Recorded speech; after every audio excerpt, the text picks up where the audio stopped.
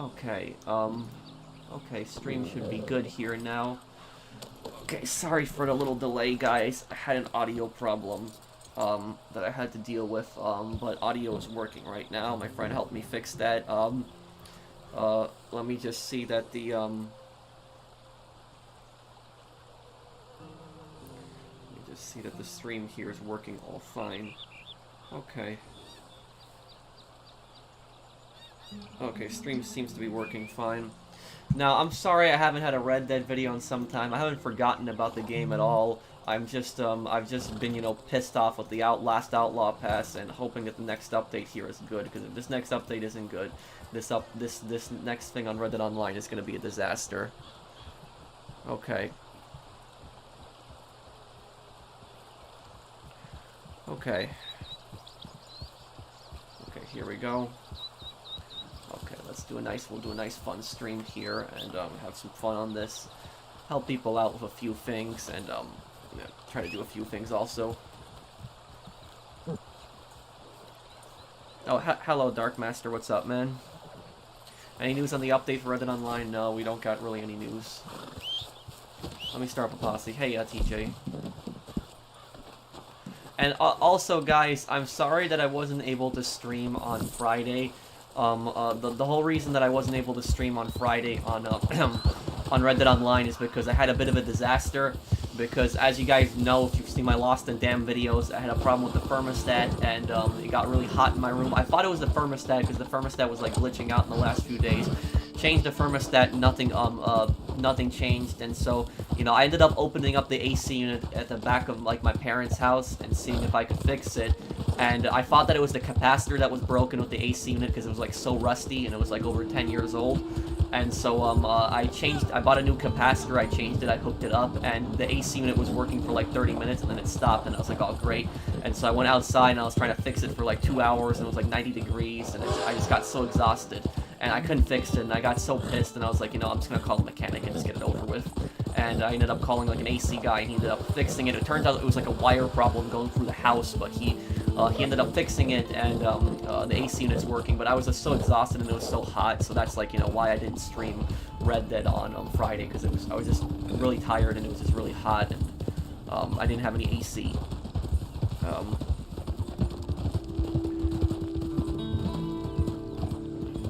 No, it was just, I didn't start the stream until now. I was just having an audio problem. So I was having an audio problem before. I was trying to, you know, get some, how much did the repair cost?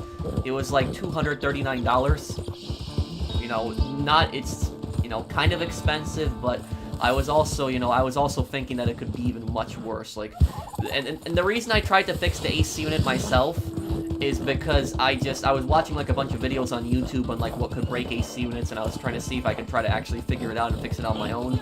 Because like I don't mean any disrespect towards people that like work in that field where they fix AC units and all the other stuff, but there's just so many scammers out there. Like there's so many people that will like, they'll look at like a machine like that, they'll come into your house and they'll tell you that, oh, you need to get this changed, and this changed, when you don't even need to get it changed. And so something that should have been like only like a $200 repair ends up being like a $1,000 repair. And so, like, you know, there's so many scammers in that field.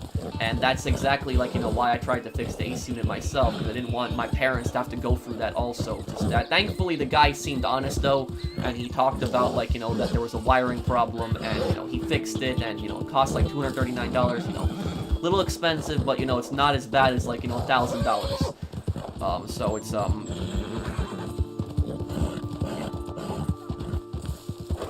just make sure you're really careful when you call up like people to repair stuff in your house, because they can scam a lot of times. And you know, I know there's honest people in that field, but there's just so many scammers out there, and it's just ridiculous. And even if somebody has 5 stars on Google, that doesn't mean anything. Like, I've encountered bad mechanics that have had 5 stars on Google.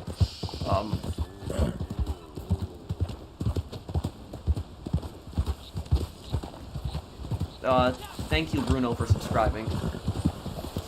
Let me see here.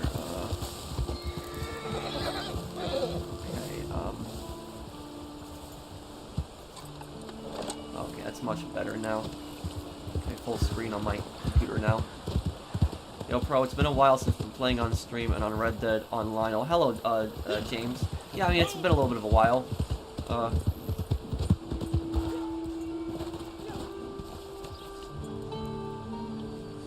Thank you, Vieko, for the super chat. In Poland, Licznie, I don't understand the whole thing. I do speak Polish, but I have a little bit of a hard time reading Polish, so I don't know what the whole sentence there says. But thank you for the super chat.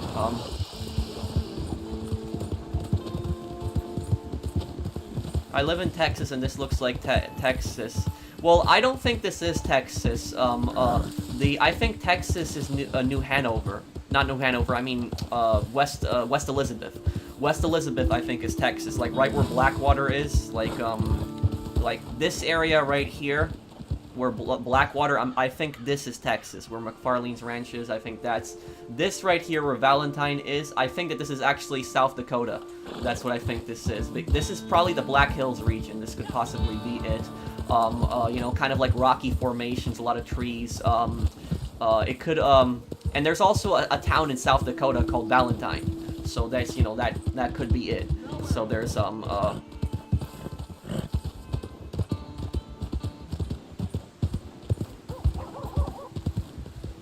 know my horses, and this is a good one.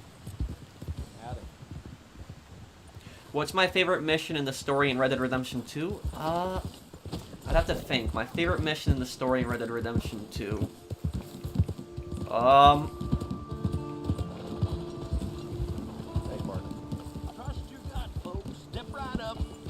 Okay, let me just make some space in the posse because I know some people do want to join here.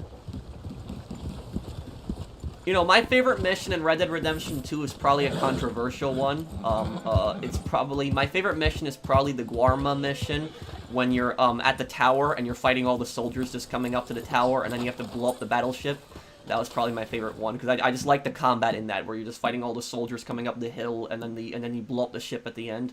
So I think that one was probably my favorite one. I know people didn't like the Guarma section, but that was probably my favorite mission, because I just like the battle scene.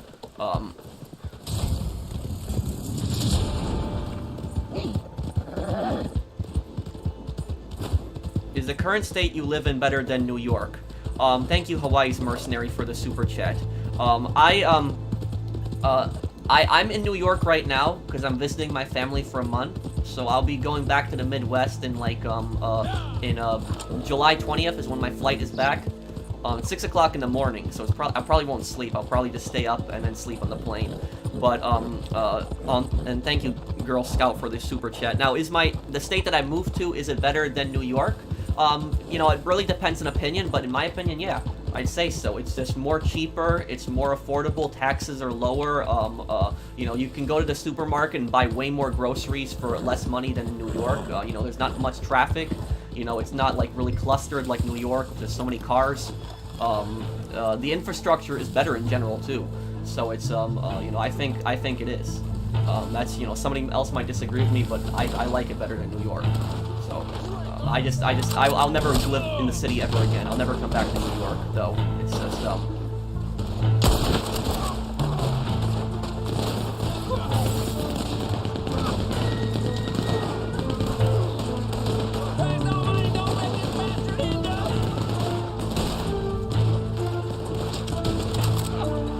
Okay, I guess I'll just use this machine gun here. And also, guys, if you could turn on free aim, because most people in the posse are using free aim, so it's just fair to everyone else. Am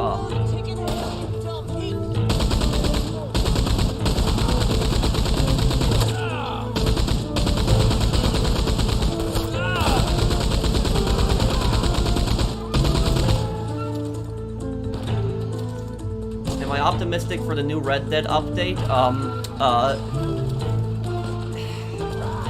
I'm very, you know, in regards to the new Red Dead update, I'm very,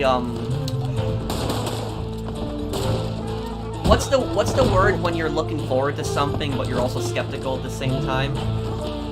Is there, like, a word for that?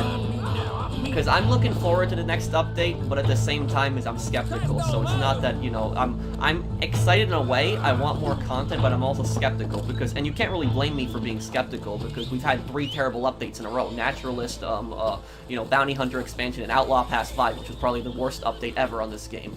So it's Pro, is Red Dead Online as toxic as GTA Online? No, nowhere near. Nowhere near. There's idiots on this that play this game. There's toxic people on pretty much every game, but the amount of toxic players on this game is nowhere near the amount of toxic players as GTA Online. And, you know, I know some people might say, oh, because GTA Online has more people on it, that's why there's more toxic. But that's not necessarily true. GTA Online does have more players, that's true, but on average, percentage-wise, if you play in 5 full lobbies on Red Dead Online, you play in 5 full lobbies with like 30 players, and then you play in 5 full lobbies with 30 players on GTA Online, which game are you willing to get blown up and attacked on for no reason and send toxic messages more? It's GTA Online. So, like, I've played in full lobbies so many times in this game when I'm streaming, and I rarely get killed. But when I used to stream on GTA Online, and I would play in a 30-player lobby, I can't even go 1 hour without some idiot blowing me up or something like that. So it's, there's just way more toxic people on GTA Online. It's pretty much a fact. You know, it's not, I don't mean any disrespect towards people that like GTA Online. I played the game for some time, but there's nice people on GTA Online. But at the same time, there's just you know, there's just a lot of toxic people on GTA Online. Hi Pro, when is the new update coming out? Hopefully, you know, early in July, because they said early summer, Bradley. Thank you. You were once talking about there was a bunch of players at Saint Denis and nobody was killing each other. Yeah, like I've driven into like towns like Valentine, for instance, and like I see like you know 10 players standing next to each other and nobody's shooting each other, and I know they're not all in a posse because you can only have 7 people max in a posse. So like you know, try to have 10 random people stand next to each other on GTA Online. It's not gonna happen. Somebody's gonna blow somebody else up. It's gonna start a war. You know, Red Dead Online typically, you know, people mind their own business. They don't go after people. And the thing is though, I wouldn't even mind. I wouldn't even mind PvP in this game if they made like the PvP like actually like you know somewhat role playing in a role playing aspect. Like if you could play as like bandits, like you know somebody like you could role play as like a bandit and you could go and like rob a bank or like rob a train or kidnap like a rich person or something like that, and then like another player could try to stop the bank robbery or they could try to save the hostages, something like that. I wouldn't mind PvP like that. I think that'd be cool. But, like, you know, in regards to just somebody coming up out of nowhere, just using an explosive round on you and just blowing you up, I think that's stupid. So it's, you know, that's just what I think. When am I gonna start the Ballad of Gay Tony? I'll start it either today or tomorrow. If it's not today, it'll be definitely 100% tomorrow. You should watch the movie Leon the Professional. I saw that movie a long time ago. I liked that movie a lot. That was a good movie. I remember that movie, too. It's kind of crazy how he outsmarted all the SWAT at the end of the movie. Man, that SWAT team was pretty incompetent, too.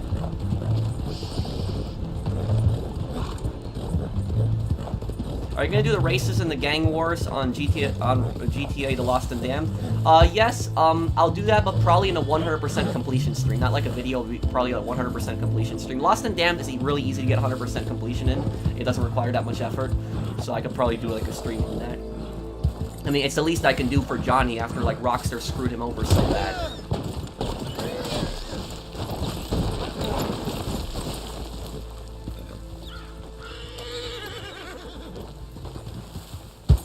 Are you a fan of Star Wars? Yeah. Yeah, I like Star Wars. I don't like the new movies, though, I'll tell you that. The new movies I don't like.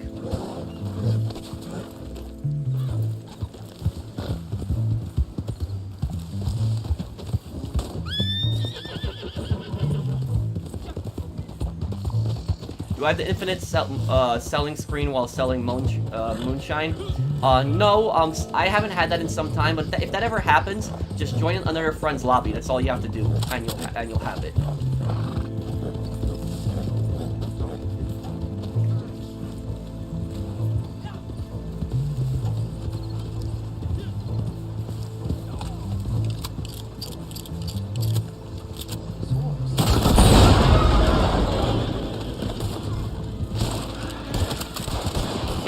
blow up the, Oh my God! Help me!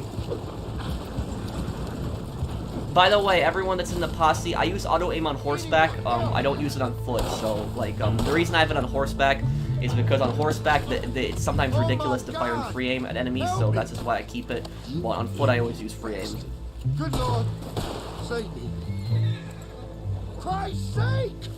You hate the Mark II because I do, and I hate GTA 5. I don't hate GTA 5, but I've just lost I've lost the desire to play the game and have fun with it. And like, you know, a lot of things contributed to that. It wasn't just like one thing. It was Oppressor Mark II. It was like, you know, some toxic people. It was the fact that there was nothing you could do on the game. I've covered everything that I could on the game. It was also, and I think the #1 reason it was because I got bored of it. I think that was the #1 reason for me, at least. Oh, I just killed someone? What? How? Okay, I'm sorry, whoever I just killed. I didn't mean to. I don't know what just happened. But I think the Oppressor Mark II is probably the worst. Oh, hey, Saucer. I think the Oppressor Mark II is probably the worst thing they've ever done on GTA Online. It's the worst thing ever. And the thing is, though, is you can make an argument about like the fact that it's used as like a griefing weapon, and it is.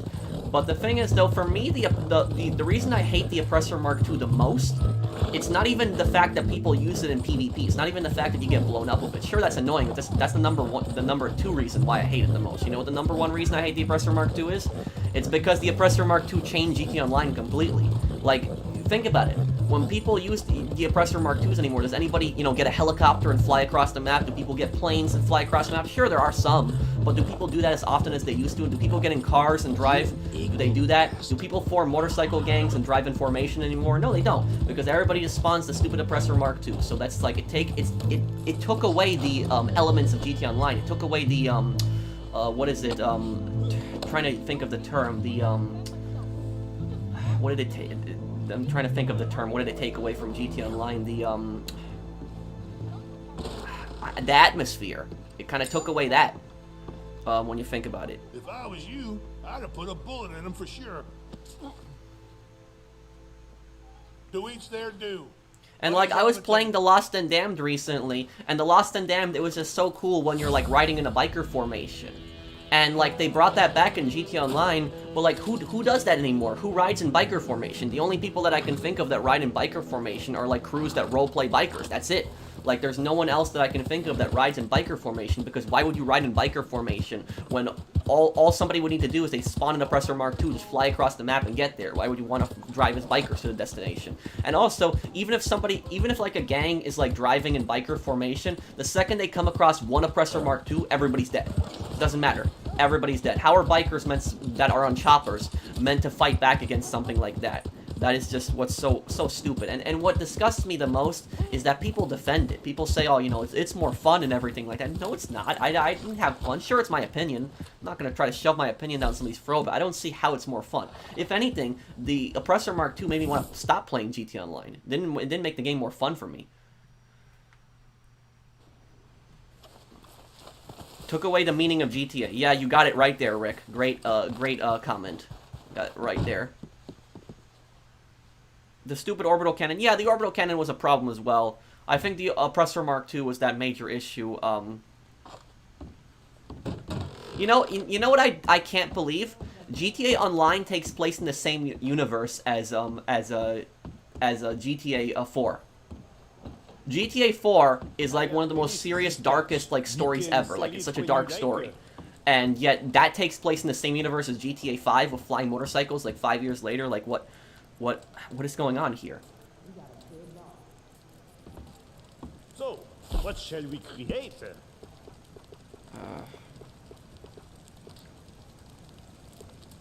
4 minutes. I gotta wait 4 minutes. Okay.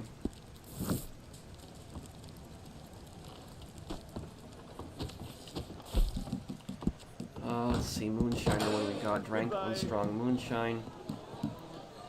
Okay.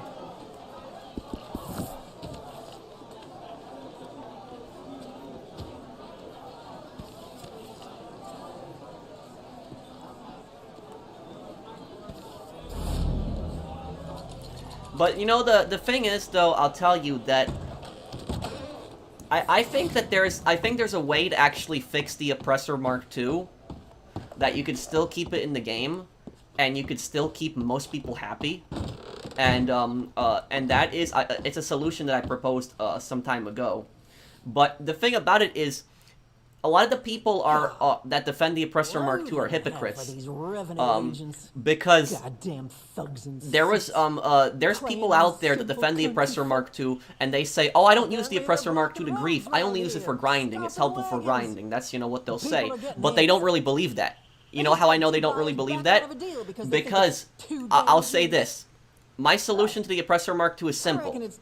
Keep the missiles on it, keep the same missiles on it, let it lock on, but don't let it lock on the players. Don't let it lock on the player vehicles, take that away. Let it lock on the NPCs, let it lock on the cops, but don't let it lock on the players. That's simple. If you don't let it lock on the player vehicles, the Oppressor Mark II would be a lot less useful. Sure, you know, people would still bomb you on the ground manually, but it would be, think about it, if they can't shoot down your helicopters, if they can't shoot down your planes, if they can't blow you up when you're driving your car, if they can't lock onto you, that would make it a thing. And the thing is, the same people that told me, oh, I only support it for grinding, were criticizing me when I proposed that solution. They were saying, no. And I'm like, wait, I thought you said you wanted it for grinding. If you wanted it for grinding, then you wouldn't be against it taking away the lock-on for players. Then so you see, they're just using that as an excuse.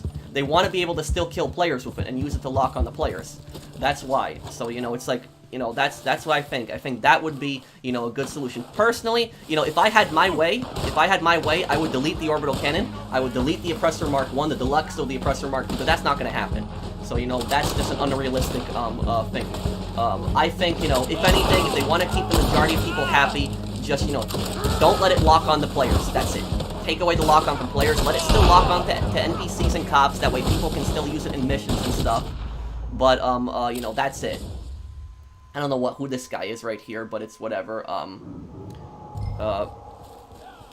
And the thing is, the people that use it for grinding, they shouldn't have a problem with that. If it's just about, like, you know, if it's just for, you know, if they just want to use it for grinding, they shouldn't have a problem with it if it's taking the lock off players, because you don't need that for grinding.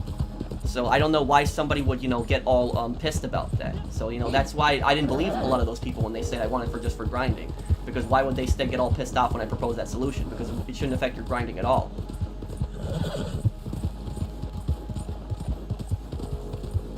Always complaining? I don't know what you're talking about. People asked me about the Oppressor Mark II, and so I gave an honest answer. You know, if I'm going to tell you something right now. If nobody complained, or nobody, you know, even said anything, you know, there's a difference between complaining and actually legitimate criticism, because there is legitimate criticism against the Oppressor Mark II. If nobody actually said anything, if nobody complained, as you said, every single game would be like Cyberpunk at launch, if nobody ever complained or said anything. So, you know, I pay $60 for a game. I have the right to criticize that game as much as I want, and I don't care if somebody tells me that I'm complaining. You know, if they don't like it, they don't have to watch my channel. Hey, Pro, can't stick around. I'm really sorry. I really worry that Rockstar will not give Red Dead Online the attention it deserves. Lazy updates. It's very sad. Tomorrow's my birthday. Well, happy birthday, Fernando. Thank you, man, for stopping by. Okay, I don't know where this guy is coming from right now. This is definitely like a stream sniper now. I'm just parlaying right now. Oh, I don't know what that's about.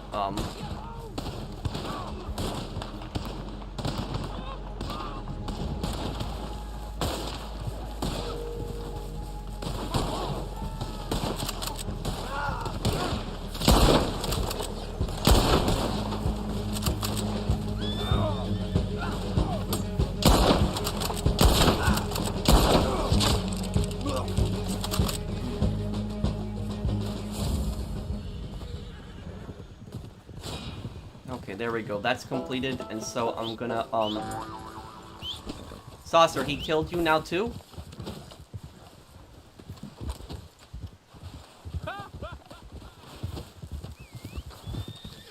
Saucer, are you here? I might have had, hang on, I might have him muted. Do I? No, I don't. Saucer, are you here? I might have been recording a video and accidentally muted a friend, but... Is he invisible? Wait, hey, what? Sorry, I had to unmute myself. Yeah, he killed me. No, is he invisible? Right now?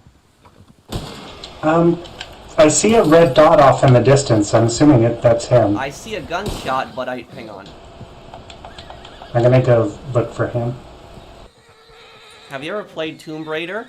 I played them when I was younger, Riley. I played this at PS1 games, I don't remember the majority. I told my posse to Carnival that you were friendly. Okay, Twisted, well, thank you.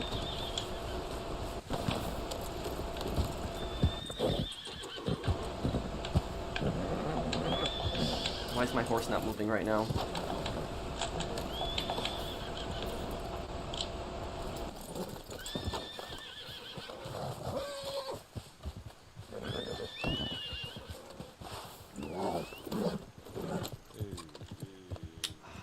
I can't even use my horse right now. I don't know why. It's not moving.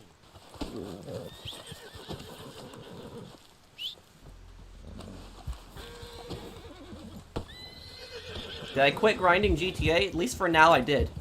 There's nothing for me to do on GTA Online. It's just, it's boring.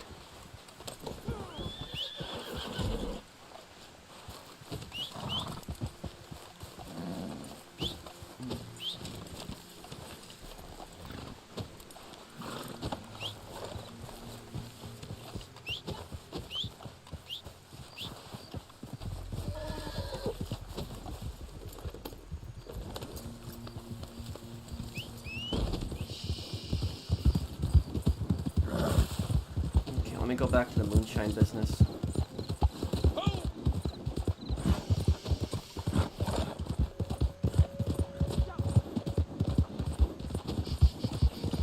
Did the update come out yet? No, it did not.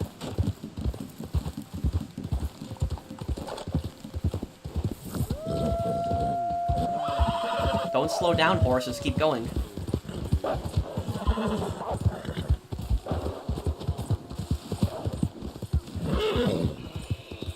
Will I complete GTA Liberty City Stories 100%? Yes, but I'll do that when I get back, because I have that on my computer at back home.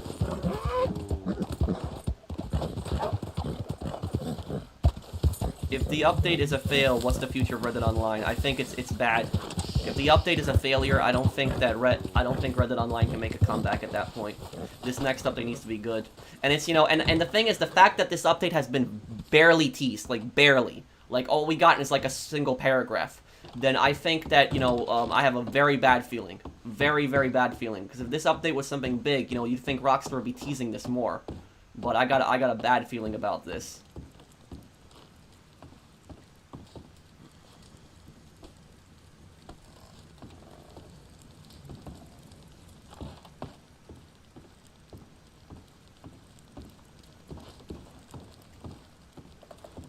We have a batch ready to go. Allons-y.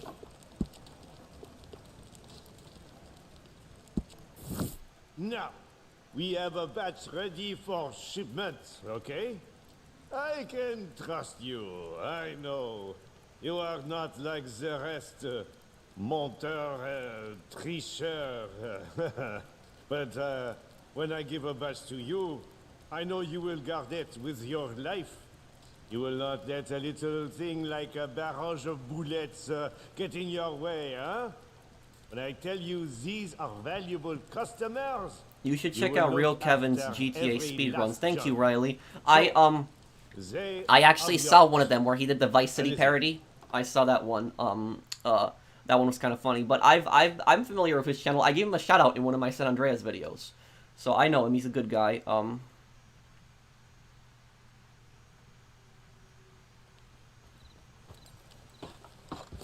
Yeah, I heard about it, Jade. It's really sad and unfortunate.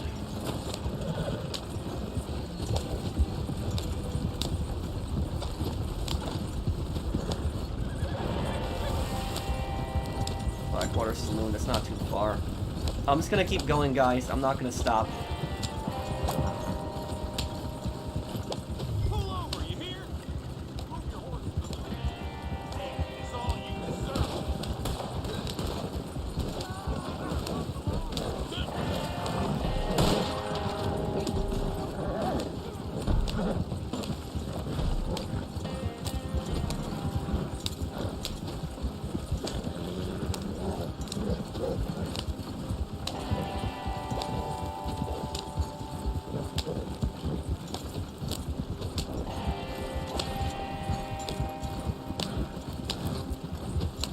What's the point of equipping Never Felt One if you don't have a hat on? You're right. But I've had some kind of glitch lately where I don't know why, but like my character will spawn oftentimes without a hat. Like this hasn't happened before. Where whenever I always spawn in, I have a hat. But I should put my hat on. You're right.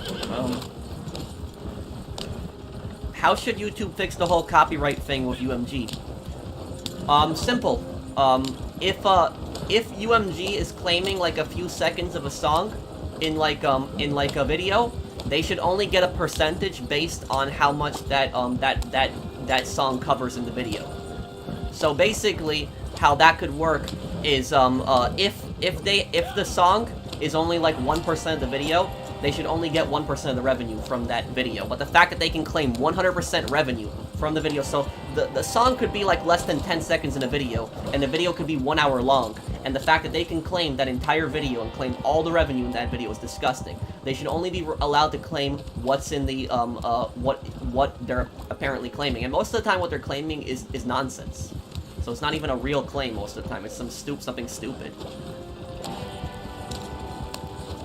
The stupidest copyright claim that I ever got in my life was, I got a copyright claim on my Star Wars Jedi Fallen Order walkthrough, because I did a walkthrough of Star Wars Jedi Fallen Order, and I did that like November 2019 when the game first came out.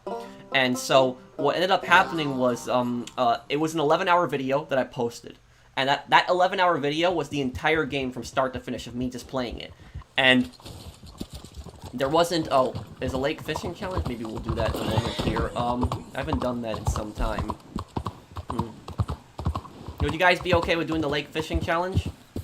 But, basically, Sure. So I posted an 11-hour video, right? On, you know, Jedi Fallen Order. It wasn't, you know, one sitting. It was like, you know, a few different days, and I put it all together, and it was me playing the game from start to finish. And I had to edit a bunch of times because I did die a bunch of times, and so I didn't want, like, you know, the playthrough to be like a lot of deaths, and so I had to edit out like a lot of my deaths, and like I did a lot of editing on it too, put it all together. I had to process the video, which, you know, that took me hours and hours and hours, and then I had to upload the 11-hour video, which took me even more hours. And I finally got it up, and when I got it up, I got an 11-second claim from UMG for Star Wars music in a Star Wars game. In an 11-hour video, they made an 11-second claim for me. An 11-hour video had an 11-second claim, and guess what? They claimed my entire 11-hour video. They monetized that entire 11-hour video, so they took credit for the entire video for that 11 seconds. That was what a UMG did. That was the worst copyright claim I've ever gotten. That was disgusting. I made a video on this. If you go back on my channel, you can just see UMG 11-second copyright claim. Just look that up on my channel. You'll see me doing a rant on it. But that was that's what I got. And you know, some people were saying to me, why don't you just edit out the 11 seconds? I can't. And the reason I can't do that is because one of the main characters in the game dies in those 11 seconds, and so I can't do that. I can't even mute the audio because there's important dialogue in those 11 seconds, so it would be stupid to the walkthrough if I did that. So there's just, there's nothing I can do. Okay,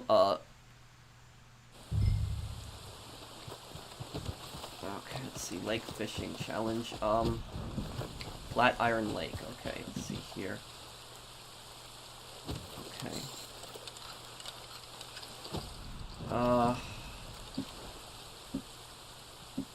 Special lake lure, this'll be it.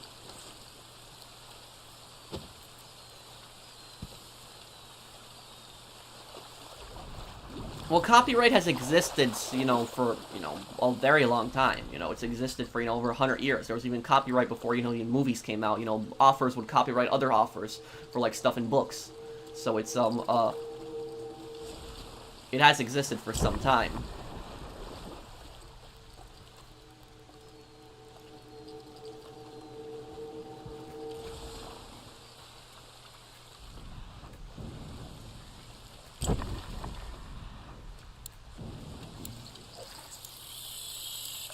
Imagine if there was, like, a law that said that, creators could sue music companies if they make false copyright claims against them, and they could win massive settlements. If you had, like, something like that in there, I guarantee you these music companies would back off. and they wouldn't be making all these ridiculous copyright claims. But the way that YouTube's system is currently set up, they know they can make as many bogus copyright claims as they want, and they can just keep claiming people's videos and keep stealing ad revenue. It's basically a form of extortion, if you think about it. You have large music corporations coming into, like, creators' videos and just saying, oh, you know, we own this, you know, there's a few seconds of our song in the background, so therefore we now own the whole thing.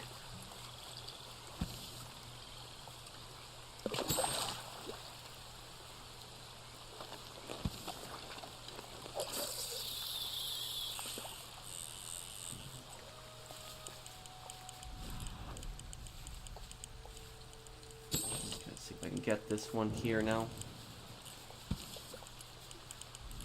You don't need to apologize for video length. We love the longer videos as well. Keep up the great work. You rock. Thank you, I Love Games. Thank you for the super chat, man.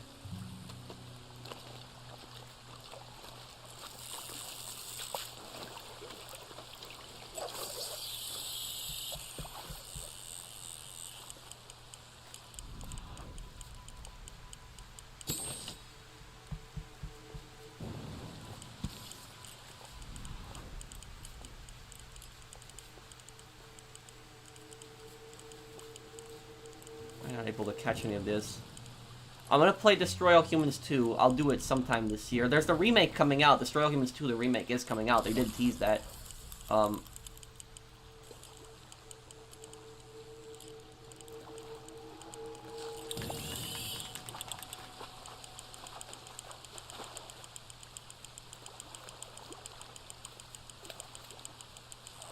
Hello, I subscribed. I love your content. Thank you, George, for subscribing. I do appreciate it, man.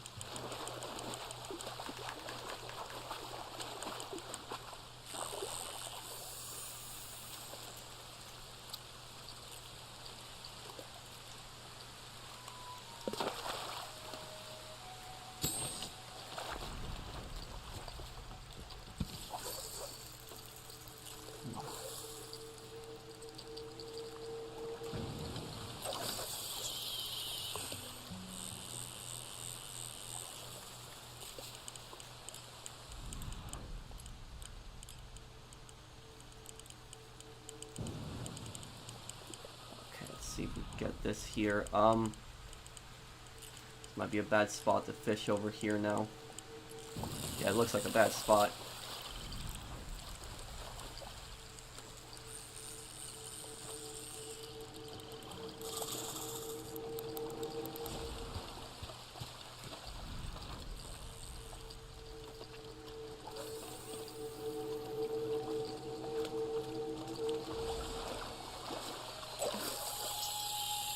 Looks good over here. When will I do an Ace Combat 4 Let's Play? I'll do it in the future. You know, just give me some time, but I will get around to it, and I'll do a nice playthrough of it. But I have a plan to do the older Ace Combat games one day. I'll do those.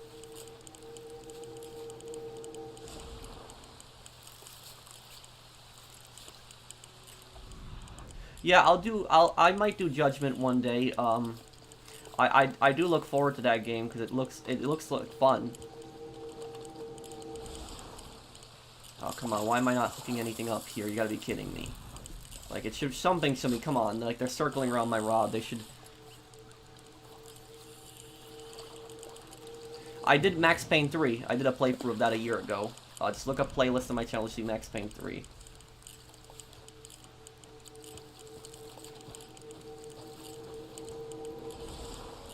Okay, come on, why am I not catching anything here? You gotta be kidding me right now.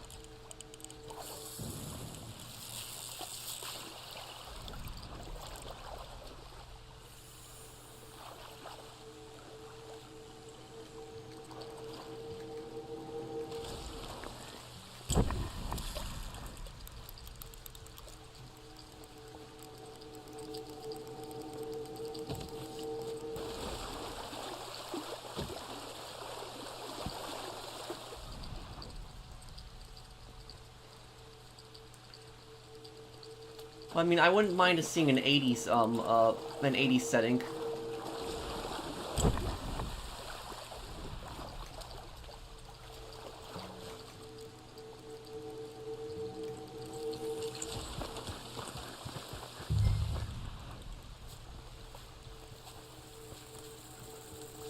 What's the worst job that I had? When I worked in retail, but that was, you know, the only job that I really had. I spent 6 years in retail, and it was not a pleasant experience. Thank you for the super chat, Luis. I dealt with so much nonsense.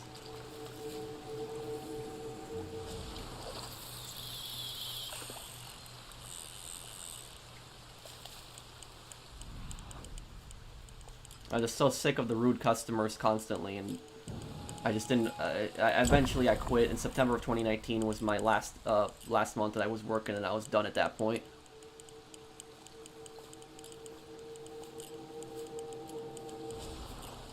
What do you plan to do to improve your channel quality? I plan on playing a variety of games, which is what I'm doing. You know, I'm doing the older GTA games right now, but you know, I'm gonna be moving on to, like, you know, playing other games too. Like, I'm gonna be doing the new Ace Attorney game that's coming out in July, so I'll do a playthrough of that.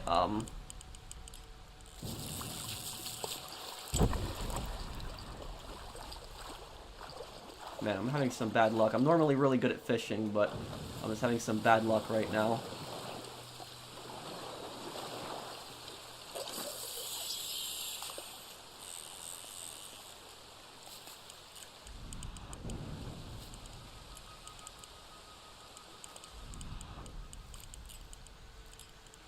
Have you ever met a Karen in your job? Oh, all the time. I dealt with people all the time like that. Like, you know, people that would complain, feel that they're entitled. It's just, yeah. Those are some of the worst customers that you deal with. And the thing about this is, you know, the, you know, what people think for some reason is they think that all of the Karens, that they're women, when that's not true. I met plenty of customers that were men that acted just like that, like a Karen. And, I'll give you a perfect example of a Karen that I dealt with one time. So there was this one customer that basically she wanted me to go downstairs to the stock room to bring her up like 3 packs of like Ensure, which Ensure is like, you know, this kind of protein drink, and she wanted, like, you know, those boxes of it, you know, the big boxes. And so the belt that we had that went to the basement, because the stockroom was in the basement, it was full. And there was no way I was going to get all that stuff off and, like, send the stuff up. And so she wanted this stuff now. And so I went to the basement and I brought up like 3 boxes. I was kind of stupid too, because I should have just brought up 1 box at a time and I wouldn't have, you know, destroyed my back. But I brought up like 3 boxes at once because I didn't feel like going back and down, up and down the stairs. I was so exhausted. Brought all 3 up the staircase. Opened the door to the staircase, even with, you know, barely one hand. Brought it all the way up to the front. And she says, "Oh, it's not on sale? I don't want it then." And so I had to carry it back downstairs again. And I was like, oh my god. So that was just like a perfect example of that. And one Karen that I dealt with, this was a guy. This was, I'm trying to remember what it was. It was like a, I think it was Mother's Day. I think it was Mother's Day. I'm pretty sure it was, because it was like some type of holiday where you were getting cards. I'm trying to remember if it was Mother's Day or Father's Day. But what I remember what happened was, the worst type of customer that you will ever encounter in retail, the worst one, and I think most people that work in that field will agree with me, is the customer that comes in at the last minute. The customer that comes in at the last minute and then takes so long to shop and then holds everyone up when they're trying to go home. That is like the worst type of customer that you can deal with. I dealt with those people, and that was not a good experience. So hello, I love your videos. Greetings from Poland. Thank you, Cats, for the top Catspur OS Tost. Thank you, man. So, basically what happened was, it was like Father's or Mother's Day. It was like some kind of holiday, I just remember. And what ends up happening is, you know, these people always buy stuff at the last minute. They wait until the last minute to buy stuff. They never get it, like, even a week early. They always wait until the last minute to buy everything. And so what ended up happening was, it was Mother's Day, or Father's Day, whichever one it was, and it was like, you know, it was getting near 10 p.m. The store that I worked at closed at 10 p.m. And I felt in my gut, because there were so many customers coming in to buy cards that day at the last minute, and I felt in my gut that there was going to be a customer that was going to try to come in at the last minute and hold everyone else up. And my gut was right. And so I told my supervisor, you know, I'm closing the door at 9:59. Like, I'm done with this. Like, I'm not gonna, you know, deal with this if somebody else comes in. And so I locked the door at 9:59. I locked it technically 1 minute before. This guy comes up to the door and just starts complaining. He's like, why is the door locked? And I said to him, you know, we're closed. And then what he does is he takes out his smartphone and just holds up against the door. And he's like, oh, look, it's 9:59. You're still open. You have an obligation to let me in. And I was like, oh, my God. I was like, this guy. And so I unlocked the door because the guy kept whining and complaining. He goes into the store, and the guy's like, I'll be quick. Guess what? He takes over 30 minutes shopping for, like, one card. It's just that. And I got held up for another 30 minutes because of this idiot. So it was just that. It's like, you know, if you're going to buy a card, you know, do it even an hour before the store closes. Why do you got to do it a minute before the store closes? Like, come on. Damn.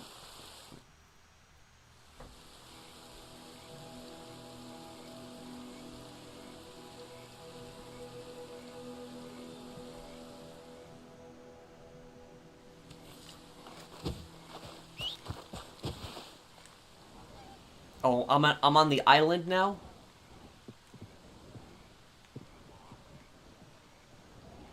Tyler, since you're on shore, can you please, let me disband the posse. Tyler, can you go to your moonshine business and just teleport us all in the moonshine business, because it's really annoying to get off this island unless we find a boat.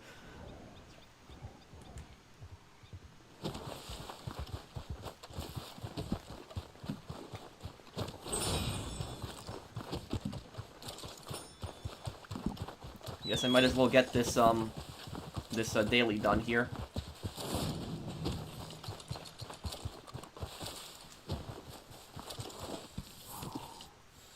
You should have stayed until 10, then showed him your phone that says 10. Well, the problem with that is that company policy specifically stated that, you know, if they come in before the store closes, then we're supposed to help them until they're done. We can't just tell them it's 10, we're closed. Even though I wanted to. You know, at that point, I didn't really have that much, you know, self-esteem. You know, I kind of let people, you know, take advantage of me. And so, like, you know, you know, if it was me right now, I would have told him, you know, it's 10 o'clock. He said you'd only be a few minutes. You know, buy the card or leave. You know, that's what I would have said at that point. It's, I think Tyler's posse is open if you just want to manually join it. Okay, let's see here. I gotta leave one of my posses here. Okay, 1 second, let me just leave,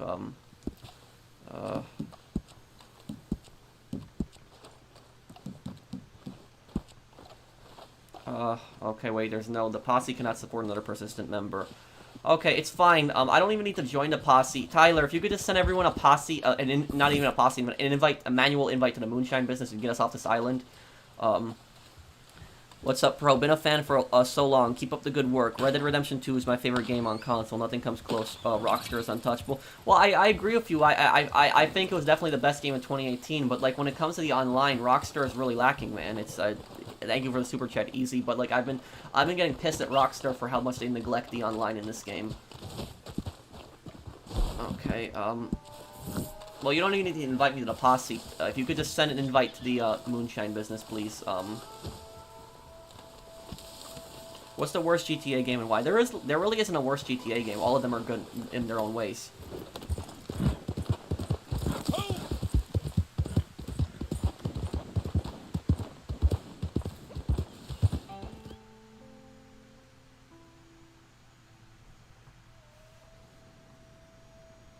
How many times have they said, "May I speak to your manager"? A few times. I really haven't had customers complain to my manager about me. Like that doesn't really happen. But I have seen it happen where like customers will say, "I want to talk to the manager," and the supervisor will say, "I am the manager." So I've seen that happen a few times. What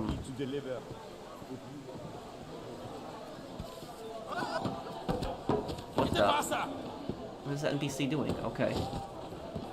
But, you know, these people act like children. You know, these are grown adults, and they act like children. That's basically what it is when they come into these stores. And the thing is, though, I'll tell you this, though. I was naive when I started working in retail, because I never imagined in my life that somebody could throw a temper tantrum and cause such a big scene over something so stupid and insignificant, like even a dollar coupon. Like, I didn't think anybody was that, you know, like that they could actually cause a scene over that. I didn't think people were like that. But, you know, working in retail, that completely changed my perspective on that. I didn't think people could complain about something so stupid, but it has changed my perspective on that.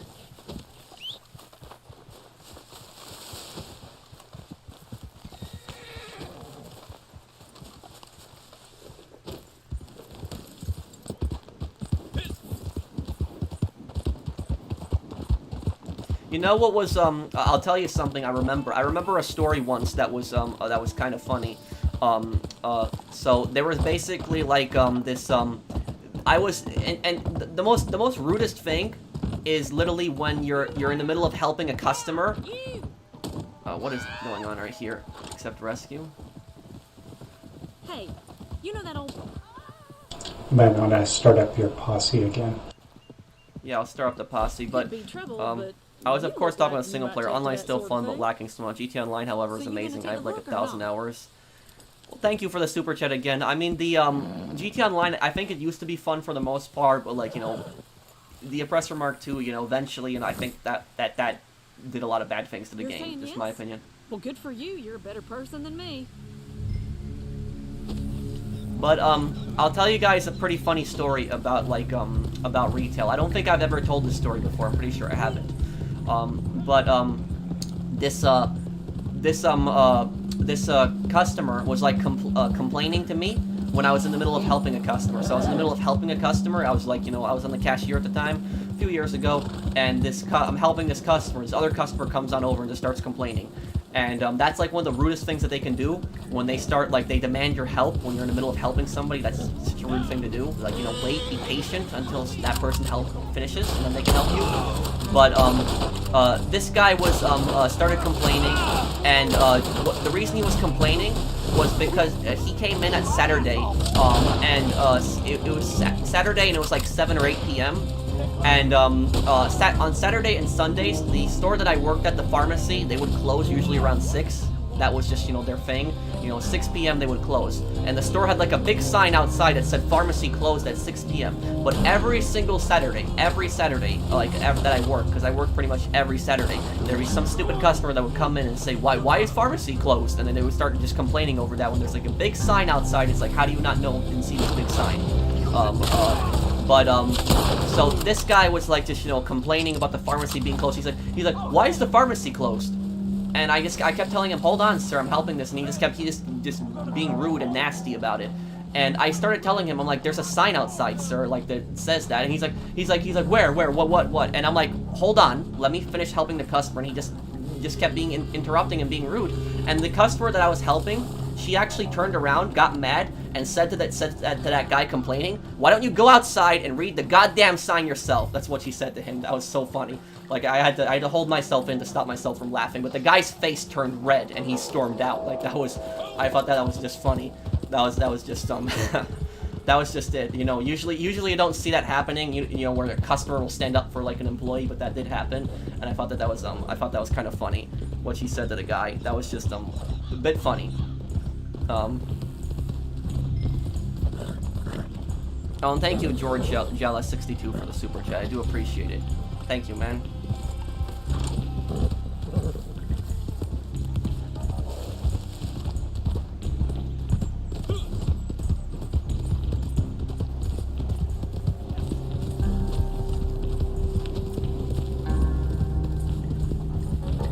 My favorite action game?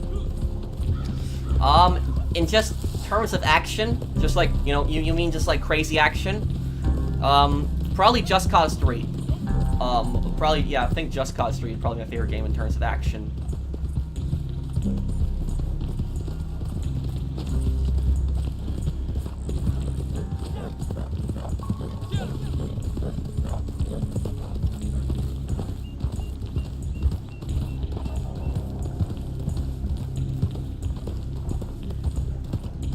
Have you ever encountered a Karen in just your free time?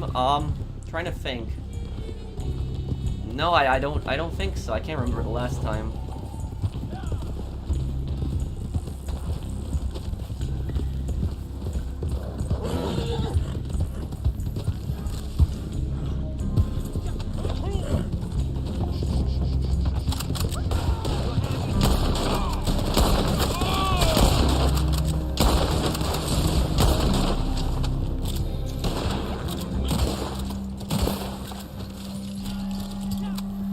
On that.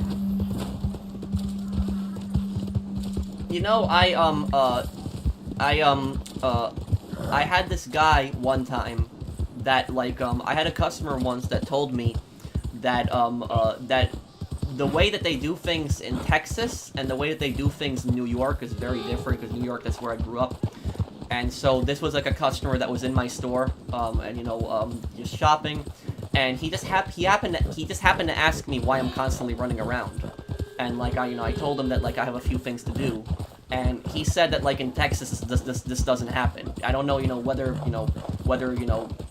what he was telling me was true or not. Maybe it's like parts of Texas or the entire Texas. I don't know. Maybe somebody that's from Texas can tell me in the comments. But he told me that in Texas that generally like people don't run around in retail like they do in New York.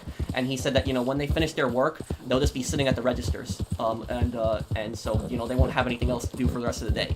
But the attitude in New York is very different. The attitude in New York is that even if you finish all of your work, if you finish everything you are supposed to do, you cannot take a break. You can't really rest. Like yes, you have breaks legally, but the point that I'm making is like when you're working itself, you can't take any kind of rest. Like even if you finish 100% of all of your work, they still try to find something for you to do. So they'll find even the smallest, stupidest thing for you to do, like always something to keep you busy. Like it's just they can't ever chill. It's just that's what management is like. California is like that, or I found it to be. Yeah, and I don't know. Like I love watching your GTA 4 playthrough, my favorite game. Well, thank you, George Gillis. I know some people are saying that that's a lie, but I don't know. Maybe the part of Texas that he was from, maybe the town or the store that he walked into, maybe it was something different. But, I believe it to an extent because, culture is different, like, on each state. But, like, I've seen that attitude in New York where, they just always try to find something for you to do. And it's just, they're always pushing you, they're always rushing you. That's just, no. I don't know, if he was lying, I don't know why he would tell me that. But that was just, what I just thought that was interesting that he told me that,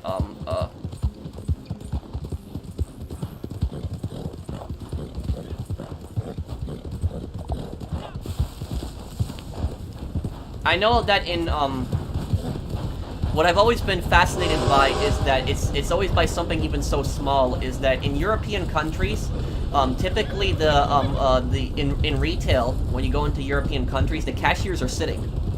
That's, what I find that interesting, and something so insignificant like that. The reason that I find that interesting is because when I worked in retail in New York, they wouldn't let you sit down. They wouldn't. You were expected to stand up, and, I assumed when I started working that I'd be able to sit, but I wasn't. And, even when I asked for, like, a seat, management would tell me, why do you need a seat to be at the register?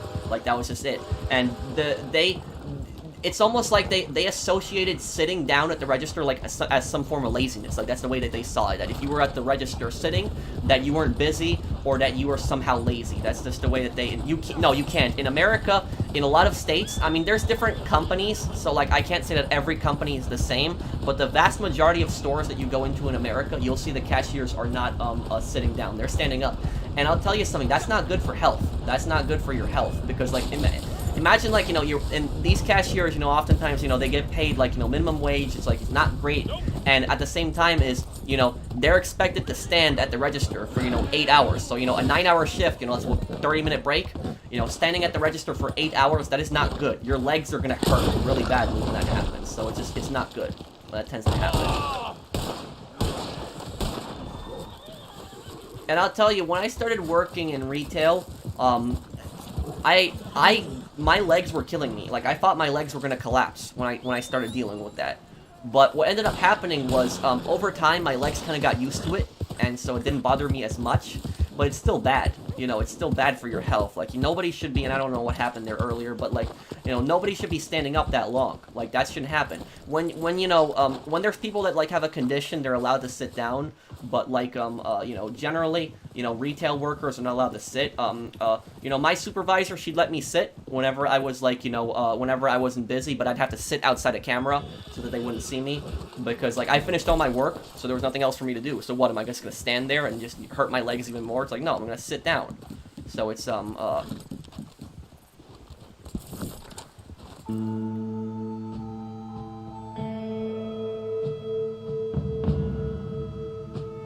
many hours did you stand on average? 8 hours, usually 7 to 8 hours I would stand. That's what I found to try to stop me from to try to stop my legs from hurting. I'd try to have to move around. I'd try to move back and forth. That's what I would try to do.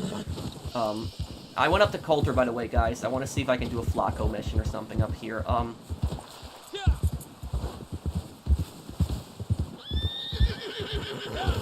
dumbest customer I've ever met. I'd have to think about that.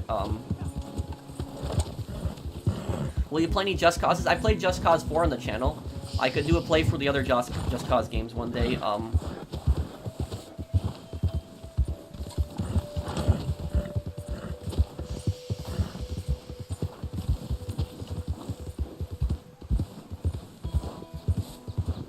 No, thank you. If you want to do King of the Castle, it's in 15 minutes. We'll do that. Let's do a Flacco mission really quick, though.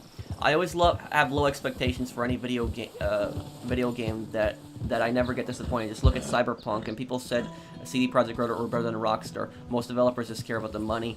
Yeah, I agree with you, Easy. Thank you for the super chat. But, you know, the thing is, a lot of the blame can also be put on the corporate executives that rushed the game out. Because I feel bad for, like, the developers that spent years working on Cyberpunk. I feel bad for those guys. Like, they put so much effort for it just to only be a disaster at launch. Oh, player assassination? No, we're not doing that. It was the corporate executives that wanted the game released as soon as possible because they wanted to impress their investors.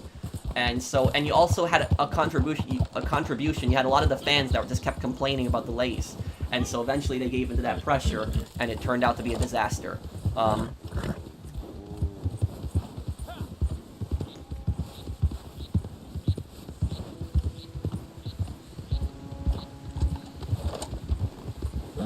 It's the same in the restaurant business. You stand forever, yeah.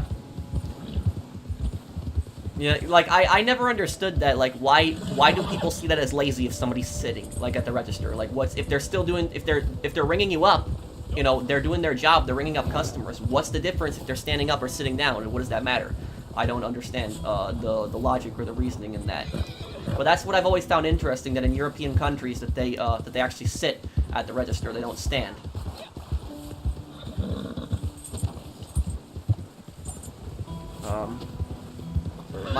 You know what I'm gonna do? I'm gonna go up to Bonnie's house then.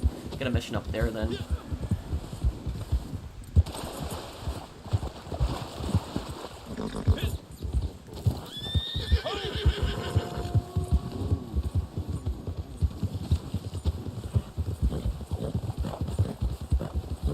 What's the worst complaint that you ever had? Well, I had a customer saying that she was gonna take me to, like, a court of law and that I was gonna get thrown in jail because she told me that I don't know if she was trying to pull a scam or what she was doing. I think, you know, she had some issues, but what she did was she bought like a $500 Visa card, and then she came back to the store and she was like accusing me of like stealing from her, and she was saying that the Visa card doesn't work, that she put the numbers in it that doesn't work, and I kept telling her, you gotta scratch off this code right here. Like, the code wasn't even scratched off or whatever. It was like one of those cards. I'm trying to remember what it was. I'm trying to remember Visa or MasterCard. It was like a card that like you scratch off the code and then like you can use the card online or whatever. And like I kept telling her that like you gotta scratch off this code. I saw it wasn't scratched off. She was like trying to put in like the other numbers on the side, like and I was telling her, I'm like, no, you have to scratch this off. And she's like, no, you're lying. It's this number right here. She's like, I'm gonna take you to court or whatever. It's like just a bunch of just being an idiot. That's just what was happening for her. And that was it. That's just it, you know. Eventually, you know, she left, and that was the end of it. I know she came back the next day and tried to cause a scene with somebody else, but that was it. Retail is so annoying. I have no patience for entitled people. I'm always getting into it with people like that. Yeah, and Easy, thank you for the super chat. You know, when I'm in retail, and I like and I see like somebody being disrespected, I'll stand up for them. Like, I don't care. I'll call a customer an idiot. Okay. Like, I'll go ahead and do that. Can you help me with this? Like, you know, I don't work. You know, I'm not an employee there, so I can, you know, say what I want to say. Good luck. You know, what are they gonna do? Call a manager on a customer? So it's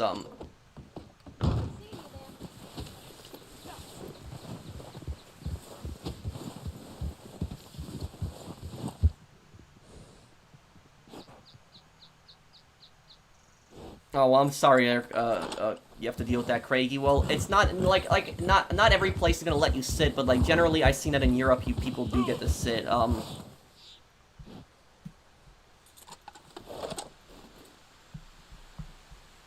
Did this just glitch? The mission glitch out?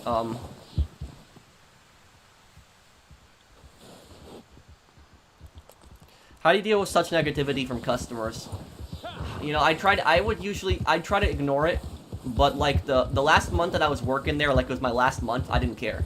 Like the last month, they said something nasty to me, I'd say something back to them. Like I wasn't like, you know, rude or to them, but I would just not help them. Like that was just it.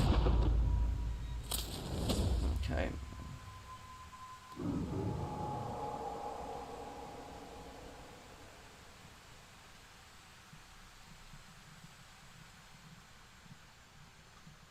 My favorite stealth game? Probably Ghost of Tsushima.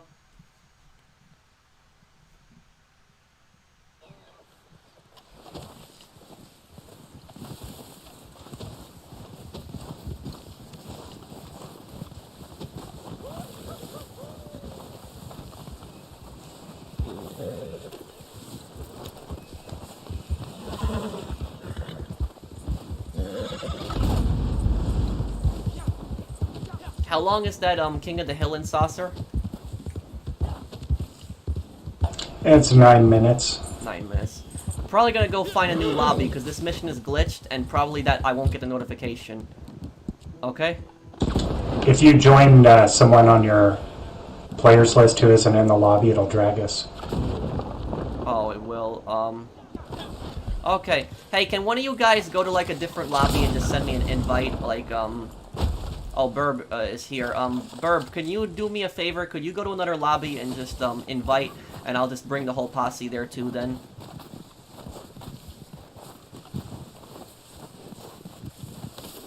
But I'll tell you this, the nasty customers in retail, what they never expect is they never... Oh, now the mission is starting. I don't know what's going on here anymore. But it's, the nasty customers in retail, they never expect the employees to talk back to them. They never expect that. They always expect them to just sit there and take their abuse. But I'll tell you though, the last month that I was working, I started saying things back to people that were not nice to me. And when I would do that, like, it was almost like they were in complete shock. Like, they were shocked that I said something back to them. Like, they were just like, what? Like, it wasn't even that they were pissed. It was just like, how, what? Like, they weren't expecting me to do that. Basically, like, you know, I had this one guy that was just being, you know, nasty to me, like, once. And, like, you know, he was just, like, trying to find, like, a cast for his arm. And he was just, you know, being rude and nasty. And, you know, I brought him over to that, and he just started, you know, complaining, you know, there's too many options, and then he's like, which of these am I supposed to blank put on? Like, it was just, you know, being nasty. And, you know, I said to him, I'm like, listen, sir, like, I can help you out, but if you just continue being nasty to me, I'm just gonna walk away. And he continued being nasty to me, and so I just walked away. And that was it. And I didn't help him. And, I ignored him. And that was it. So it was just that. It was like, I didn't even care if he reported me to the manager, because it was my last month working. So, like, you know, it's just, you know, there's no, even if I got fired there on the spot, I wouldn't have cared really that much, because it's just like, I'm not gonna sit there and, like, you know, get, you know, $10 an hour and just have somebody curse me out. You know, it's just, it's not worth it.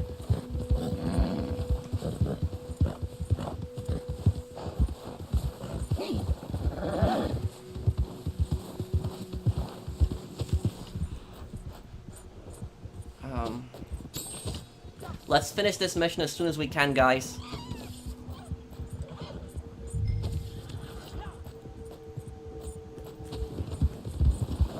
That mission is gonna be ready soon.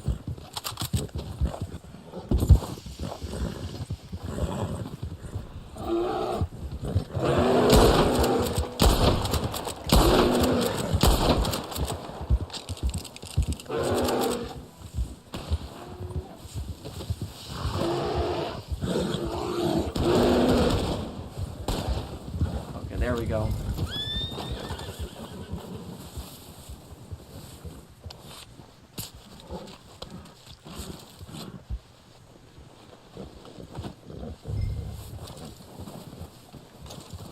Is YouTube your main source of income? Yeah, it is right now, but, you know, I've been trying to, you know, look into other forms of income. Like, I do the stock market occasionally, too, so it's,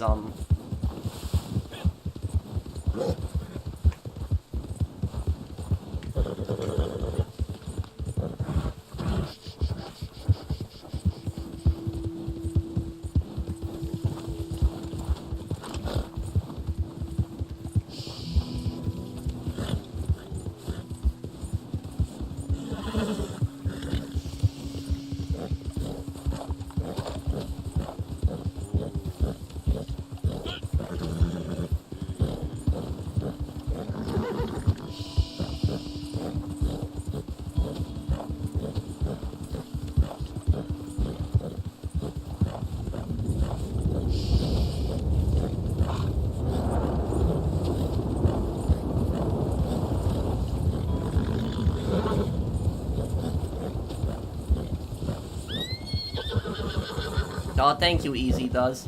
I did buy AMC for like some time, and I held on to it. I didn't buy a lot of it. I held on to it, and then I kind of sold it right, like, you know, when it was going back up, like, not like recently, like a few months ago, and I kind of broke even. But you know, I didn't buy AMC stock to even make money from it. That's not even why I bought it. The reason that I bought some AMC stock was because I just wanted to hurt the billionaire hedge funds. That's the whole reason that I did it, was because it was screwing them over when they were, when they were trying to short the stock. And so I bought up some of it just so that, you know, that they wouldn't be able to short it as much. I didn't buy a lot, but it was, you know, I made my contribution just like a lot of other people did.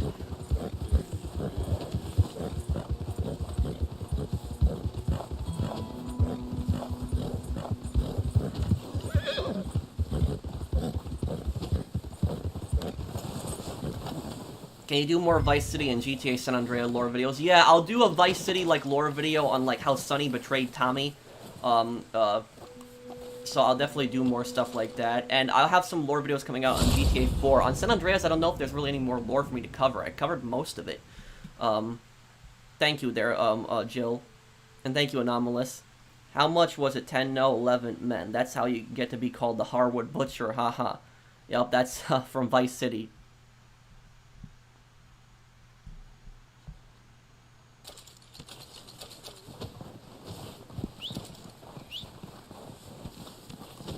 Okay, okay, Burb's inviting, but, Saucer, how much until that, that starts now?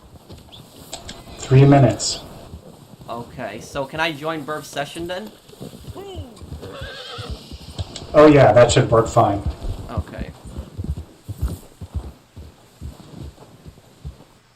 Okay, here we go. Yeah, anyone can join me.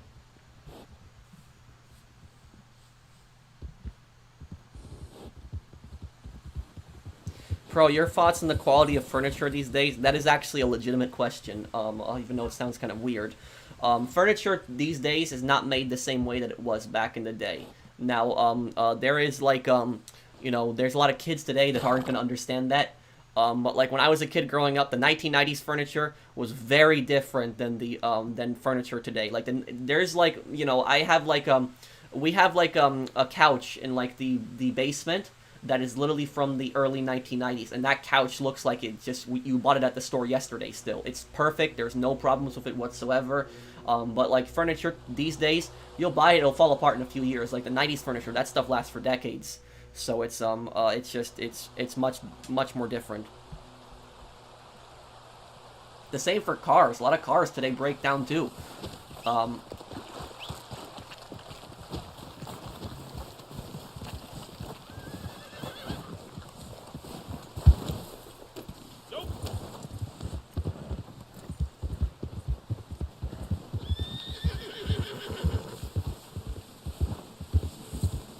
I think the Doomsday Heist is a bit ridiculous, yes. I should probably go to, town and try to buy some ammo.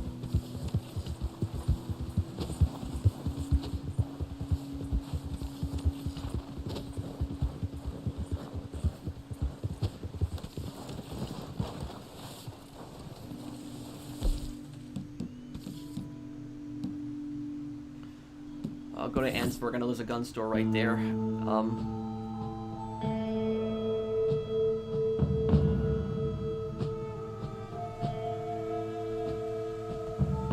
Keep up the good content, Pro. I gotta close up at work. I don't always catch your streams live, but I want to show my support. You deserve way more subs. Thank you, Easy Does It. Thanks, man.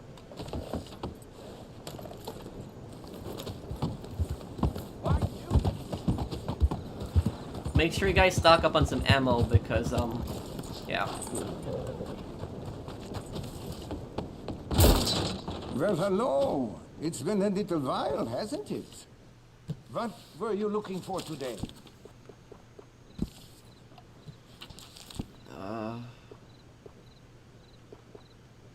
Here you go.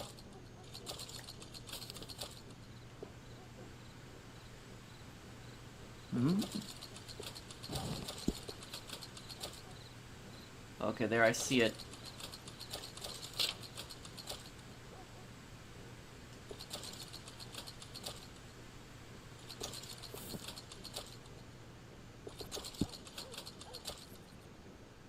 Very nice.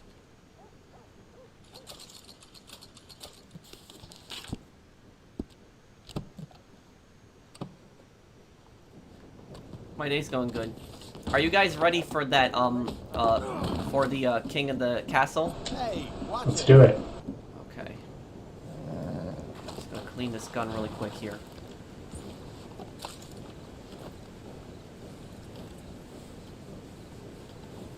There we go.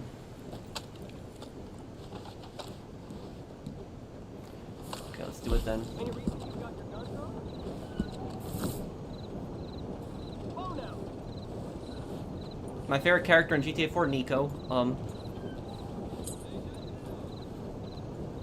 What's the most ridiculous thing someone said to you while playing GTA Online? I'd rather not say what they said to me, because I've had. Trust me, you don't wanna hear it. I have gotten some really nasty messages on GTA Online, like really nasty ones. I've gotten death threats. So I've gotten some really nasty stuff on, like, there's some really nasty things that people said to me. Like, Reddit Online, you know, really, people don't really say nasty things to me. You know, the most nasty message that I've ever gotten on Reddit Online was this griefer kept, you know, killing me, and, you know, and what ended up happening was I parlayed him, and he kept leaving the lobby. I kept parlaying him, and I just kept doing that, and he kept leaving and rejoining and trying to kill me, and got mad. And he ended up sending me a message saying, stop parlaying us, you blank. So I think you guys know what that was at the end there. On GTA Online, I've gotten, like, threatening messages. Like, I've got, like, the phone in GTA. Like, people have sent me some really nasty stuff on there. Like, it was really, really bad stuff. So it's, this is why you don't play GTA Online. I mean, you know, part of the reason, but, you know, the number one reason I don't play GTA Online really anymore is because I don't feel like it. I got bored. I don't feel like playing the game. Hey, Professional, how are you? I'm sorry I haven't super chat you early, but I'm busy at work right now, and I'll super chat you when next time you stream. Sam, please don't apologize for not super chatting. Please don't do that, man. You don't have to. Don't feel like you have to super chat. I appreciate it, Sam. Thank you for super chatting, but don't feel like you have to. You know, that's, you know, what I don't like about a lot of YouTubers and, like, Twitch streamers is they constantly ask for donations. I never do that on my thing. And there's even some Twitch streamers that make their audience feel bad for donating. Those people are you know, pieces of crap. You know, there's no obligation to, you know, donate to them. So, like, you know, when they demand donations, those people are stuck. So, like, I never do that. Okay.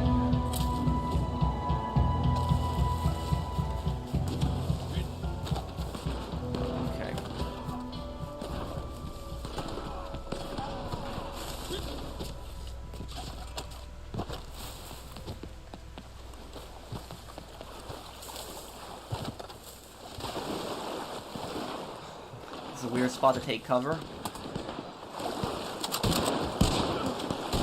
Oh, great. I still have free aim on. I gotta turn that off. I did see The Sopranos, the Many Saints of Newark. I saw that, Okay,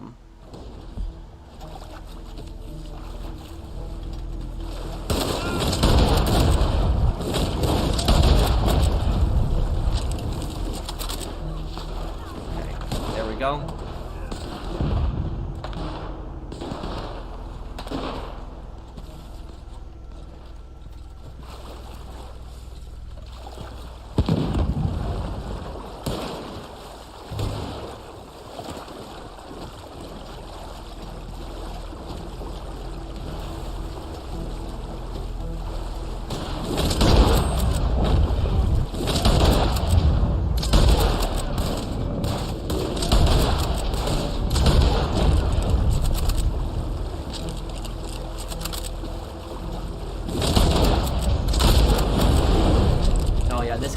Definitely is good.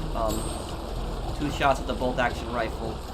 The chest. I don't even need to really aim for the head. Okay.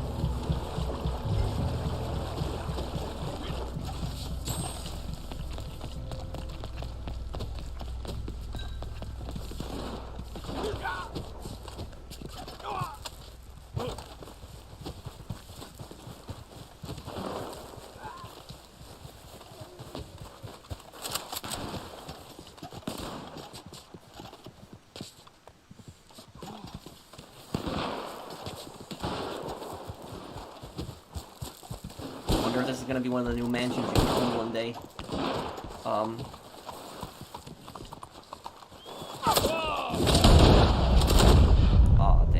me. Okay.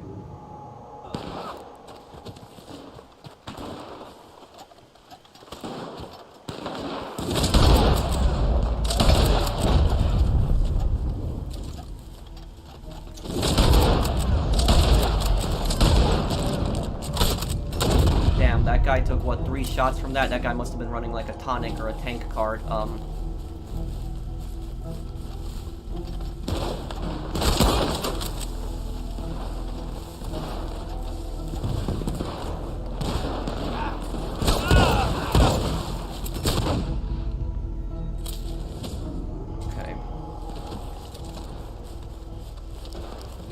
Oh, I'm not even using Express. That was my mistake. I wasn't. I should have been using Express. Okay.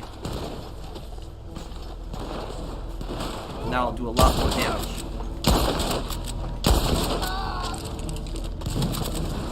Where's the GTA 5 playthrough when it Expanded and Enhanced comes out?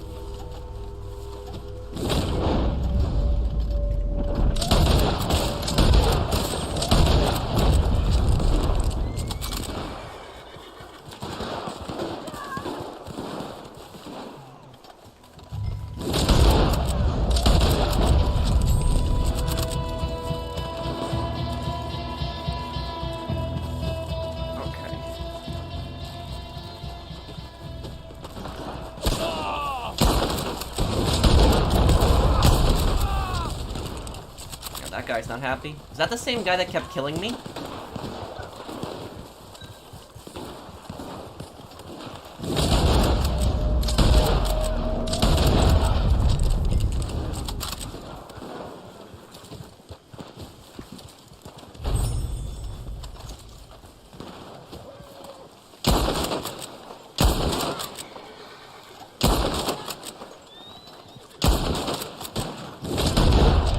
That was a lot of shots.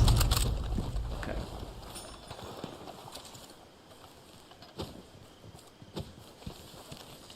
Are you gonna play GT Online when the next update comes out? I'll give it a try, but I'm probably gonna go back to doing my you know, my new content. Are you gonna play the new Red Dead update when it comes out?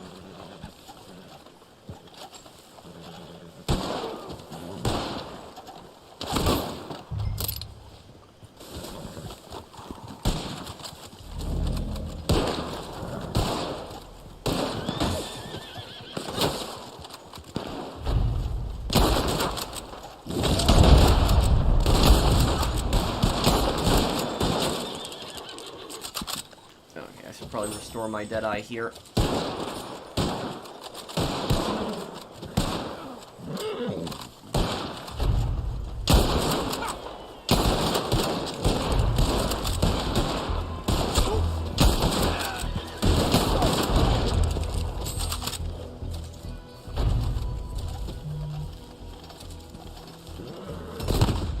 Duh.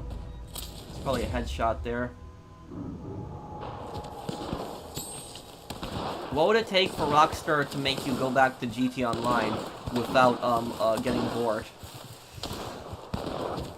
They'd have to really focus on crime, something like GTA 4, but I don't think that that's gonna happen.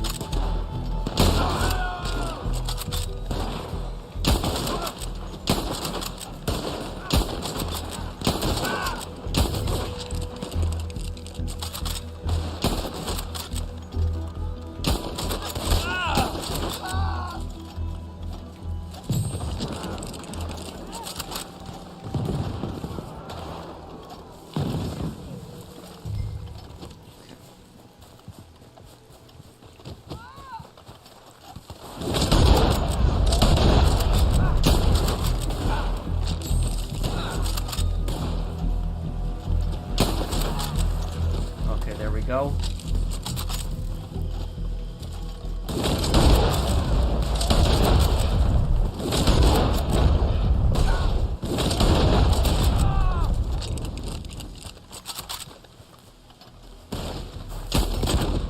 Okay. That guy was a good shot. I think Gamer Guy is friendly, by the way. They really went into space in the new Fast and Furious movie. Did they really? Thank you, Outcast. And I refuse to see that movie now. Like, I refuse to see it. Especially after what John Cena did. No. No, thank you. I'm not gonna watch that movie. I wasn't even really gonna plan on watching the movie anyways, because it got so stupid anyways.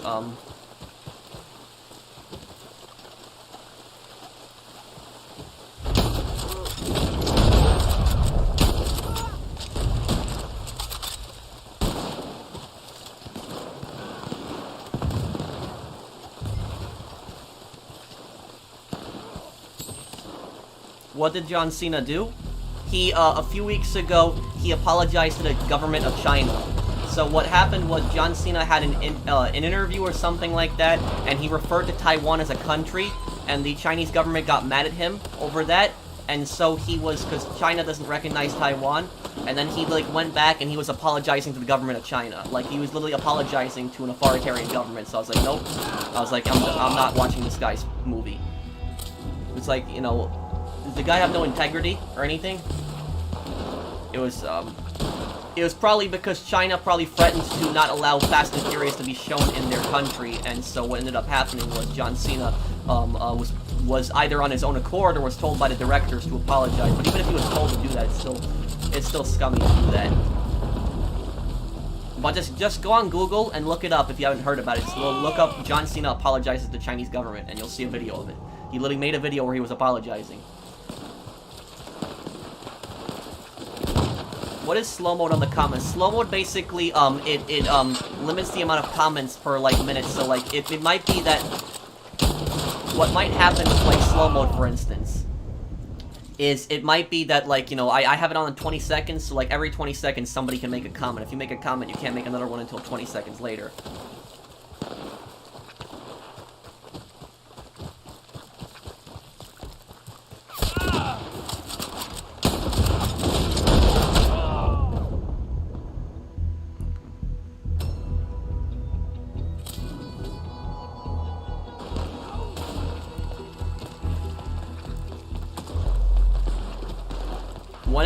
When will GTA Online content come back? That's, you know, that's up to Rockstar.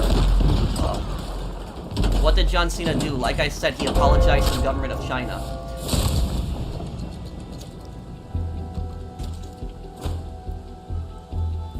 But even so, like, those Fast and Furious movies are, like, so stupid right now. Like, sure, some people might like them, but, like, you know, I'm the type of guy that I watch the old Fast and Furious movies. I remember when they first came out. I watched them as a kid when they first came out. I did.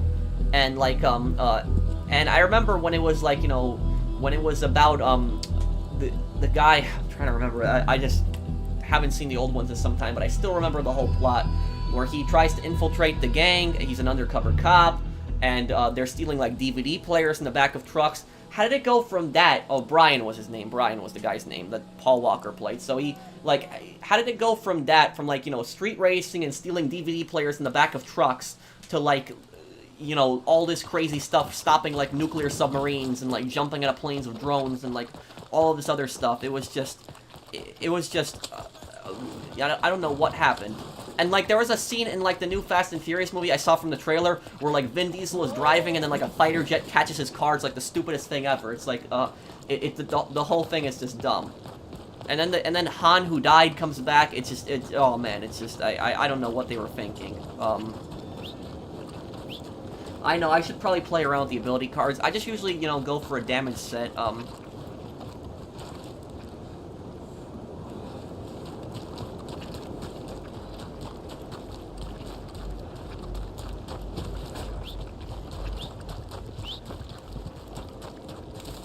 And then every single movie, it's like, you know, he's at the, you know, Vin Diesel is at the barbecue, and he's like, family, I got family, like, every single time, and it's like, I wouldn't be surprised if the next movie, it's like there's a cliffhanger at the end of it, where they're having a barbecue, and he's like, family again, and then Vin Diesel gets a phone call, and it's from the CIA, and they're like, listen, Toretto, the North Korea is building a new nuclear missile. We need you and your team to stop them. That's how ridiculous it has gotten. I've been watching you for a while. We should collaborate. Well, hello, Final. Chill. I mean, I'll play with anybody. It's.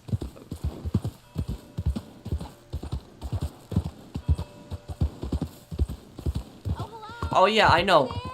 James Gandolfini's son is playing him. I know that. is playing Tony Soprano. That's actually really To cool. the cemetery some time ago And he actually to looks a fix lot his like late young wife. Tony Soprano. But it's been some So I think it's time, really and cool. do you I think think you his could son go can do a look really for good him? job with that. Maybe bring him And if home? his son We'd does be a really ever good so job with the Many grateful. Saints of Newark, that will probably set him up in the future for so many more acting Oh, good. acting That's a performances. relief. Now hurry. Last time I saw him, he was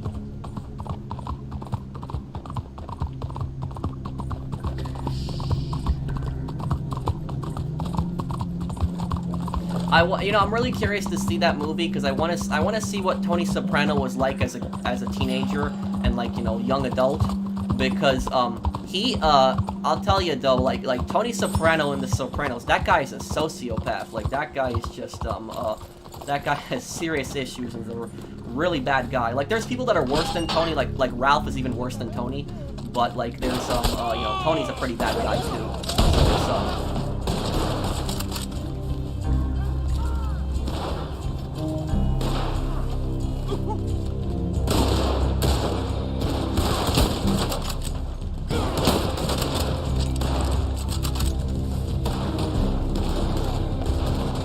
you remember the Camp Fast Travel post? Yeah, what about it? Thank you, Peter. I've seen the Watch Dogs Bloodline trailers. Was Tony inspired by Tony from GTA? It's the other way around. Tony Cipriani was created from Tony Soprano in The Sopranos. If Tony Soprano didn't exist, then Tony Cipriani wouldn't exist in GTA. That's who he was based on.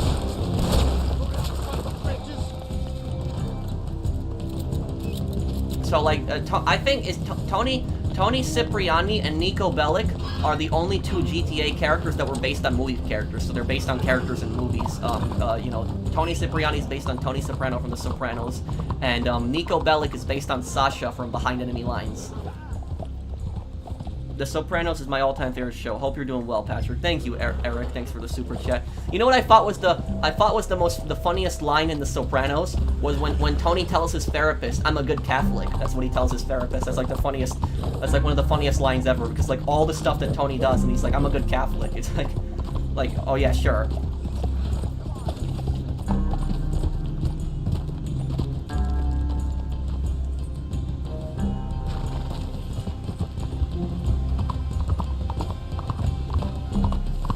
You seem very disappointed in Rockstar by the direction they have taken GTA to, judging by your GTA 4 videos. Yeah, and my mission, one of my missions with my GTA 4 playthrough is I'm trying to, show people that never played GTA 4 how much different it was, and hopefully, get them to see that different view. That, GTA was the strongest when it was actually about crime and had a serious story, and, and it was actually fun. Stuff like that, not like all this, crazy non-stop action.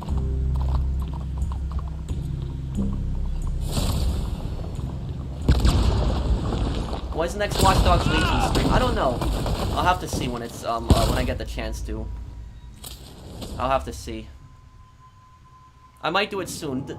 Is the Watch Dogs Legion Zombies thing out for console yet? Did it come out yet? Because I know they're bringing the zombies to console, but I don't know when they're gonna do that. Because when they do the zombies thing, I'll definitely do a stream on that. Do you think the HD universe is now tainted because of GT Online? Oh yeah, definitely. GT Online has ruined and tainted the HD universe. Like, look at what they did with UL Paper. Like, UL Paper came back in like 2 missions in GTA 5, and in the the one mission where Trevor saves Michael, where like all 3 factions are fighting at once: the SWAT, the Merryweather, and like the corrupt IAA.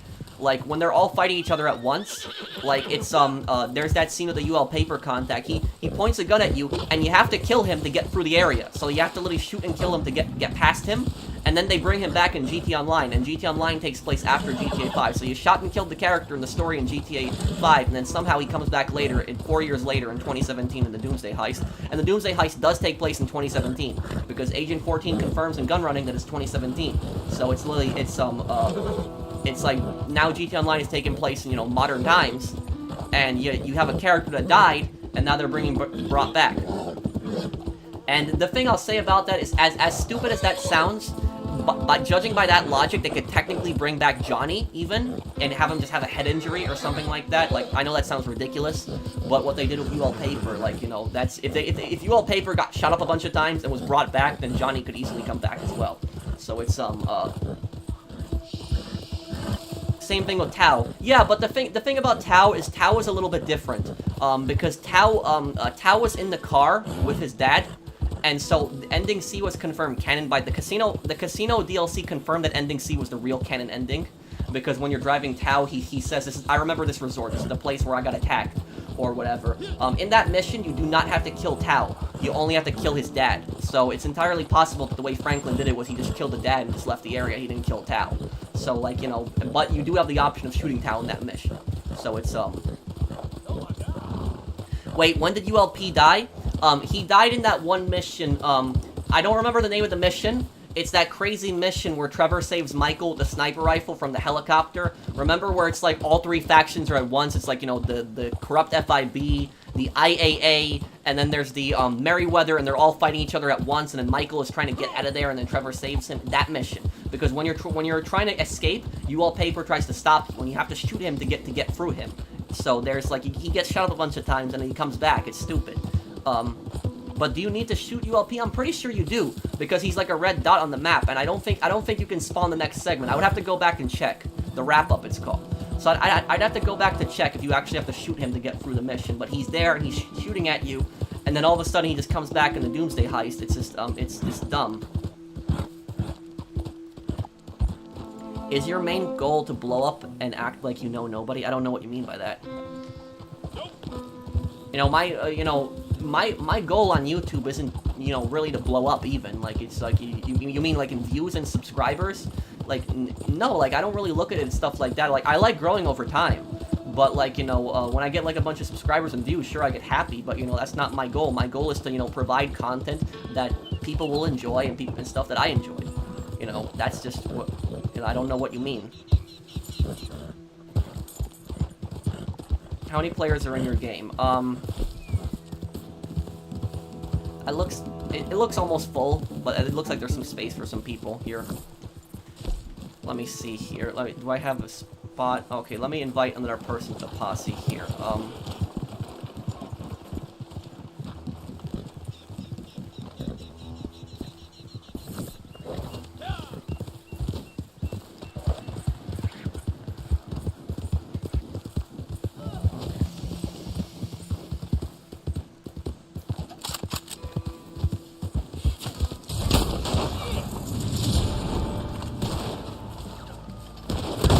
Oh, I still have auto aim. Damn, I should take that off.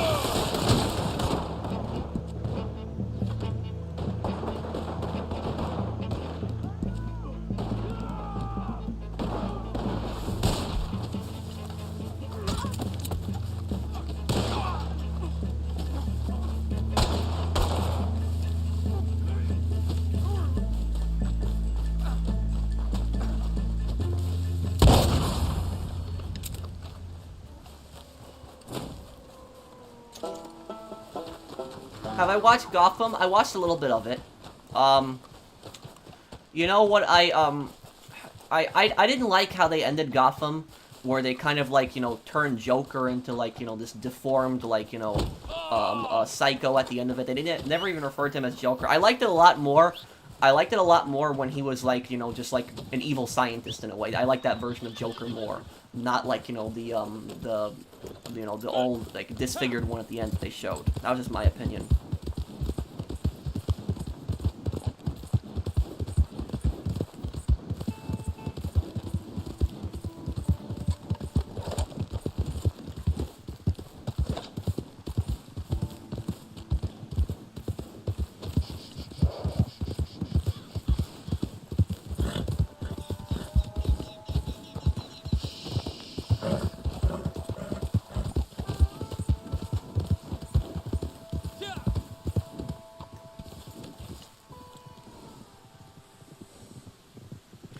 You also talked about your disappointment regarding Johnny's fate in GTA 5.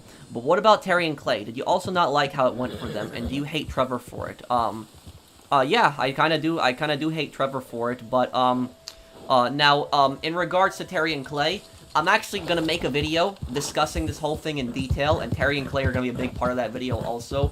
But, basically, you know, there are people that defend Johnny dying in GTA 5. Like, there's actually people that defend it. Like, I know that sounds ridiculous, but I've seen comments where people defend Johnny's death. They're like, oh, Rockstar is trying to teach us a lesson on how drugs are bad. That's why they killed off Johnny and, you know, all this other stuff. Look, Johnny was extremely against meth and drugs and all of that stuff. He was extremely against that. I understand he got upset because his friends died and all, but I can't see him, just the Johnny from GTA 4, just started smoking like meth with Ashley. I just can't see that happening. It's literally like making CJ into a crack addict. You know how much CJ hated drug dealers? He hated crack. So it was like trying to make CJ into a crack addict in like another game. That's exactly what they did. And, you know, when they're saying, oh, you know, Rockstar's trying to teach us a lesson about drug addicts, well, you know, there was plenty of drug addicts in other GTA games, and you saw the effects of that. You know, you had Bear in San Andreas, and you saw what crack did to him. You know, you saw what it did to him. And then you had what is it? You had the trying to remember the name of the girl. That random encounter in GTA 4, you had her, where you help that girl out, and she's like a heroin addict, and you just see what heroin did to her, and how horrible it is. And then there's Derek. Derek's also another drug addict. You see what heroin did to Derek, and then you have Ashley in GTA, The Lost and Damned. You see what meth does to somebody. So, like, this idea that they're trying to teach us a lesson with drugs, it's like they've already had plenty of characters that were drug addicts. They don't need to, you know, do it now with Johnny. And, the other argument that I hear is, you know, Johnny wasn't tough anymore. You know, he was a meth addict. That's why Trevor killed him so easily. Well, going by that logic, why did Trevor kill, Terry and Clay so easily then? Like, you know, Trevor only has a handgun on him at the time. That's all he has. And he just fires this, like, one handgun and just kills, like, Terry and Clay easily. Like, are Terry and Clay just not wearing body armor or anything? Like, he just shoots them, like, when they're... Terry and Clay are not meth addicts at the time. And so he just shoots them like they're nothing. Terry and Clay were the two strongest NPCs in GTA 4. They were the strongest NPCs in the entire game. GTA 4, The Lost and Damned, The Ballad of Gay Tony. Terry and Clay were the two most powerful NPCs in that entire game. They were, because of how much you upgraded them. Like, all the armor, the guns they got over time, the assault rifles, the automatic shotguns, they were the two toughest enemies in the game. And the fact that they die so easily like that in just GTA 5, that's just completely disgraceful. That is just, you know, Rockstar has no respect for the lore of The Lost and Damned. And the other thing that I'll say about this, the other thing that I'll say about this is, why is it that the Lost, what is this person doing right now? I don't know, but why is it that the Lost, MC, I don't know, I'm just gonna... Okay. Now, about, like, the Lost MC. The Lost MC are the smallest motorcycle gang. If you know the lore in GTA 4, you know the Lost MC, they started in, Alderney, which is New Jersey. And that's where, you know, there's chapters in other places, like in Broker, they had a Broker chapter, but they never mention a San Andreas chapter. They never mention that they have, like, members in, like, San Andreas or on the West Coast. They never mentioned that. And now, all of a sudden, the Angels of Death were the largest motorcycle gang in America in GTA 4. They have chapters in all 50 states. That's how large the Angels of Death are. And now, all of a sudden, like, the Lost MC are apparently, like, you know, the biggest and most powerful, like, MC gang, like, you know, 5 years later after they collapsed in Alderney. And now Johnny is leading them. The whole thing makes no sense. You know, the whole plot of it makes no sense. It's just bad. You know, the Lost MC had only, what, like, 5 members at the end of, like, GTA 4, and then in GTA 5, like, 5 years later, they have, like, hundreds of thousands of guys. And if you think about it, you kill the Lost MC in more missions in GTA 5 than in any other gang. So think about that. What gang do you fight the most in missions in GTA 5? The Lost. You fight the Lost more than any other gang in that game. They appear in the most amount of missions.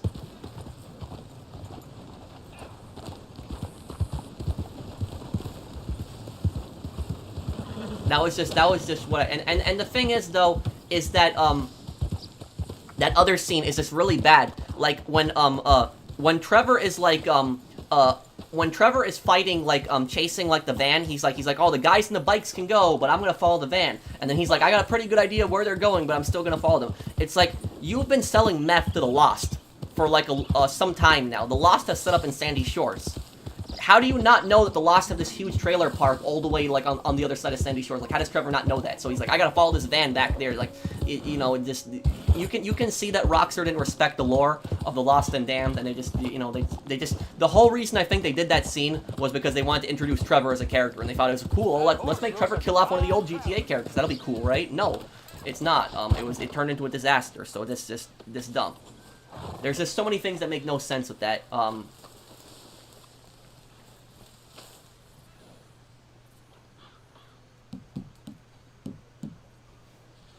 Okay.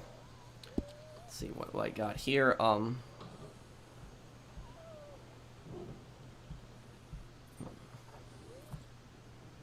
Yeah, the Lost MC was like a joke in GTA 5.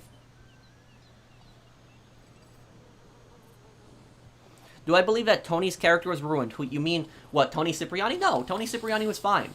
Like the way that they did him in if you're talking about Tony, like Tony Cipriani or Tony Prince, because there's two Tonys. If you're talking about Tony Cipriani was fine in both GTA 3 and, you know, the Liberty City stories. I had no issue with how they depicted him in both of those games. Tony in Tony Prince in GTA 5 with the nightclub DLC, you know, his face looks a lot different than he does in he actually looks younger in GTA Online than he does in he was what, 45 in GTA 4, so he's 50 in GTA Online now. It's like, where's Luis? Like, you know, why is he here all of a sudden? You know, it's just it's just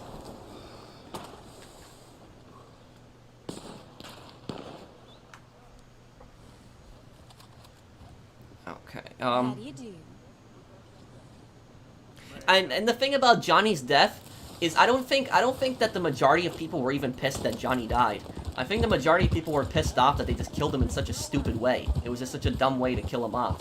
You know, if they were gonna kill off Johnny, I would have much rather preferred him being like Trevor's final boss. So in Trevor's final mission, you would actually go through like the Lost MC and like fight all of them, and then you'd confront Johnny or something like that at the end. That'd be at least better than what they had with like this. And then you had like an option of like staring or killing Johnny or something like that. Like, that would be much better than what they had with like that whole scene. And if you want to know how much they spit on Johnny in GTA 5, Johnny didn't even get 5 minutes of screen time in GTA 5. Not even 5 minutes. I understand he's not a main character, but a previous main character in another game, previous main character that you played as, previous protagonist, does not even get 5 minutes on the screen. That is how much they disrespected Johnny. I think even Claude got more time on screen in San Andreas than Johnny did in GTA 5.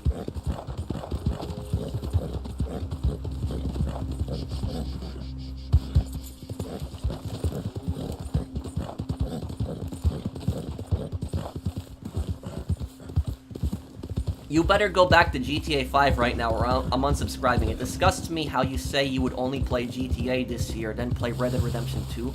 Where did I say that? Where did I say that I was only gonna play GTA? This channel is called The Professional. It's not called The Professional Only Plays GTA. I don't know, like, what you're referring to right now. And look, I'm not trying to be rude to you, dude. If you just like the GTA content, then just watch it. I'm doing GTA almost every day. I'm uploading GTA 4 videos. So it's like, I don't know, like, you know, what, you know, I don't know how you're getting all pissed off about that. I don't know if this is a troll or what's going on here. This is probably a troll. But it's, you know, I don't know what you're getting mad over. There's nothing for me to do on GTA 5, so why would you want me to do GTA 5 if there's nothing to do?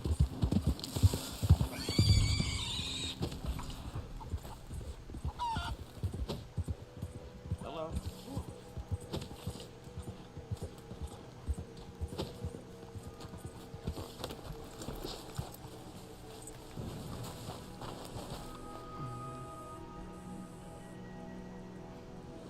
Howdy, sir.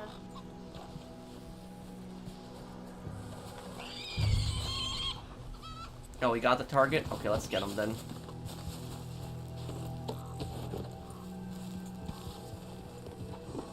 Yeah, like a month from now. Just Liberty City Stories is actually a long game to 100%, so it's not easy to 100% that. No YouTuber should do one game. That's just pointless. I agree 100%. What do you think of Yusuf Amir? I liked him a lot. I thought he was a cool guy. It's disappointing that you can't hang out with him. Why are you not able to hang out with him as a friend? That's disappointing. There they are. Time to die.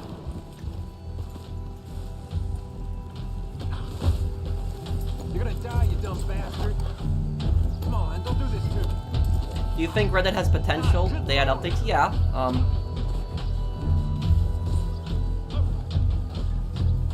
What's the funniest mission fail I've had in my GTA playthroughs? I'll tell you right now. It's a San Andreas fail. The funniest fail that I've ever had was the, it was like 2 fails in a row. It was the, what was it? There's also one other, in my GTA 4 playthrough, in the Revenge ending, in that one, Pegorino blows me up with an RPG, in, like, when I'm chasing him. So that's, like, one fail that I had. Another funny fail that I had was when I played San Andreas. I'm trying to remember the name of the part, which part it was. I'll tell you which one it is right now. But when I was playing San Andreas, I had a really funny fail on one of the parts. Let me find the part for you right now. I'll tell you which one it is.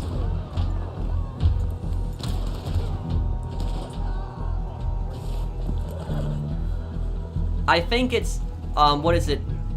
CJ finds out Big Smoke and Ryder betrayed him.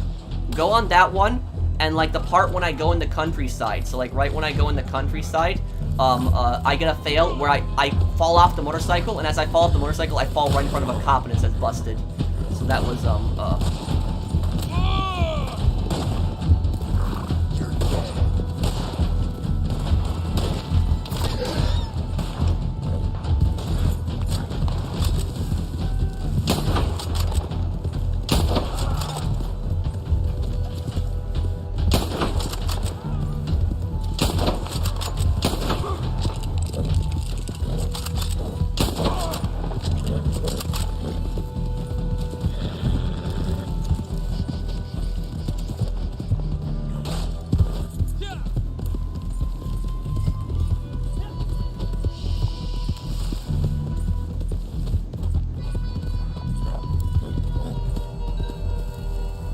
If your theory about Rubio's character is correct and Red Dead and GTA are in the same universe, then Red Dead is also tainted by GTA.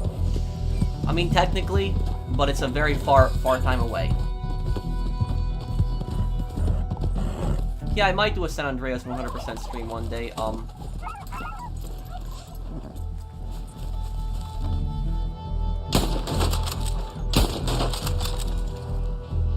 How are these guys not seeing this right now?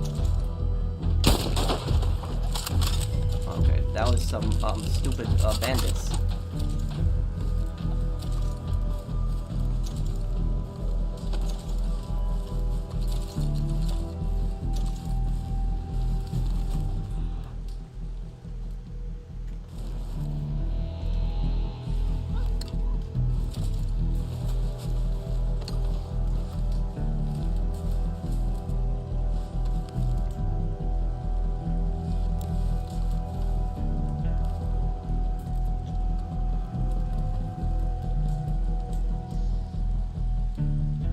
Okay, so guys, just, I guess just deliver the target there, then.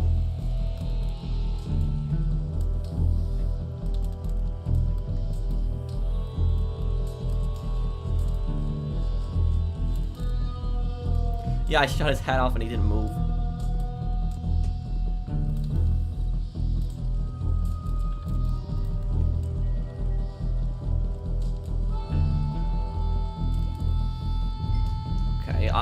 End the mission if you guys can, because I'm gonna just free this guy right here.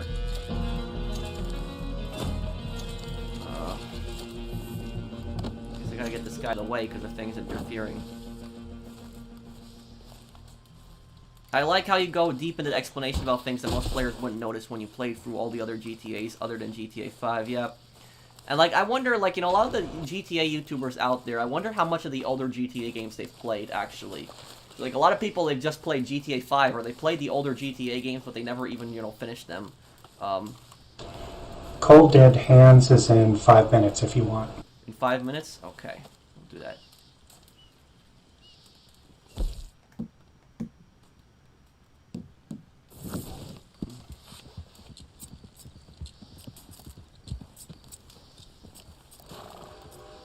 GTA 5 literally disrespected the old GTA fans in order to attract little kids. I mean, it is true to an extent, because, you know, the new I noticed that GTA 5, you know, the crazy action that they have in the game typically applies to younger gamers. You know, You know, most of the GTA 4 like veterans, like, you know, they like the realism. You know, they miss the realistic driving. They don't like, you know, all the crazy stuff.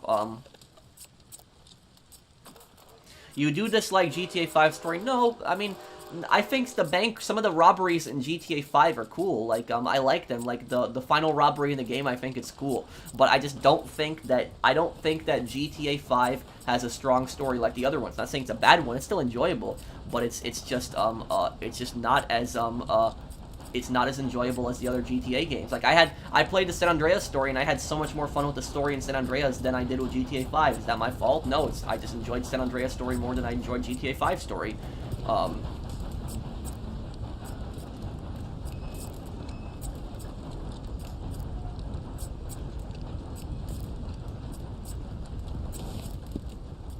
GTA Online is way better than your games. You play, I'm unsubscribing and disliking, and even Mr. Boss is better than you.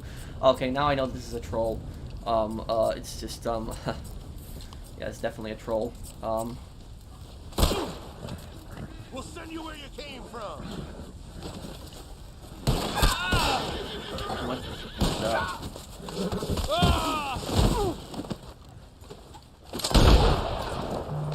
Oh my god!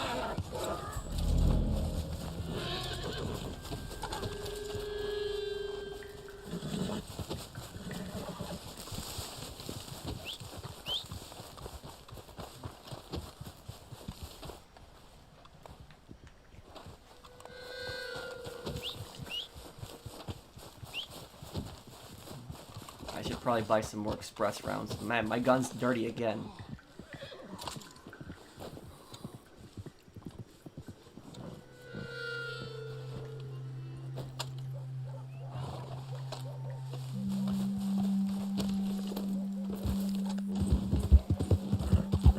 How much time we got until it starts, Saucer? Have you seen the trailer for the Many Saints of Newark? Yes, I have. I talked about it a little bit earlier. 3 minutes. I think it's cool that James Gandolfini's son is playing as Tony Soprano.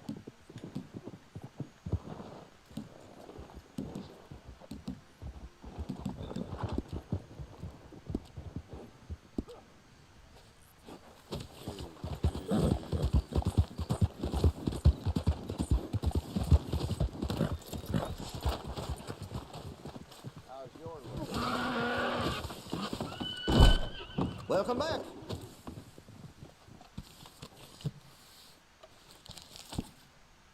Okay, let's see here. Ammunition. Okay, rifle.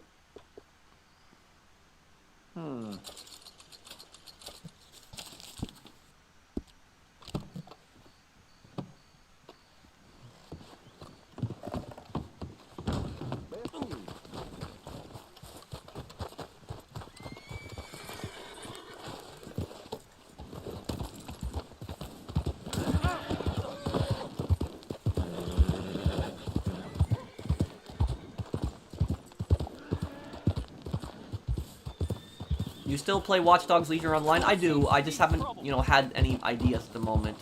But I still do play it, yes.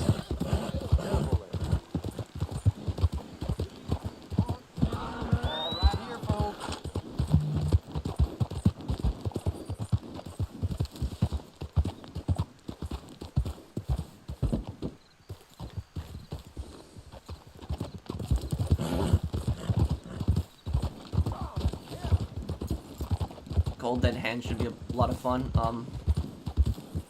What is your problem? Christ. Will you put that thing away?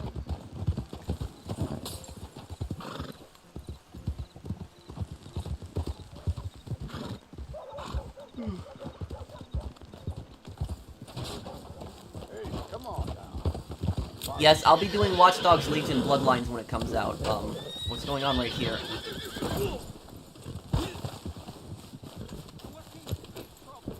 Are you gonna make a video about the GTA 6 leaks? No.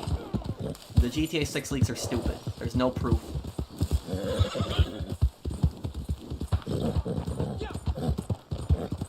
Oh, thank you, Free Crystal, for sponsoring the channel. Thank you. Okay, we got a Cold Dead Hands. I'm joining it.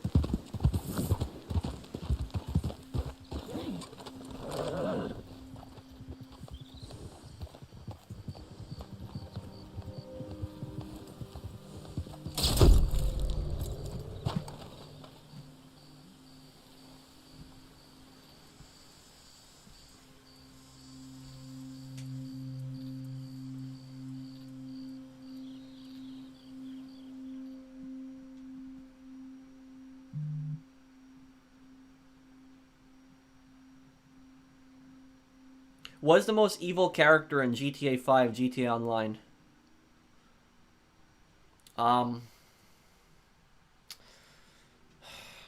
Probably Avon, but Avon is really a joke. He's just annoying. Yeah. I can tell you the most evil character in the entire GTA, all of the GTA games, the most evil character in that is Dimitri. By far, definitely. I think Dimitri's even more evil than Tenpenny.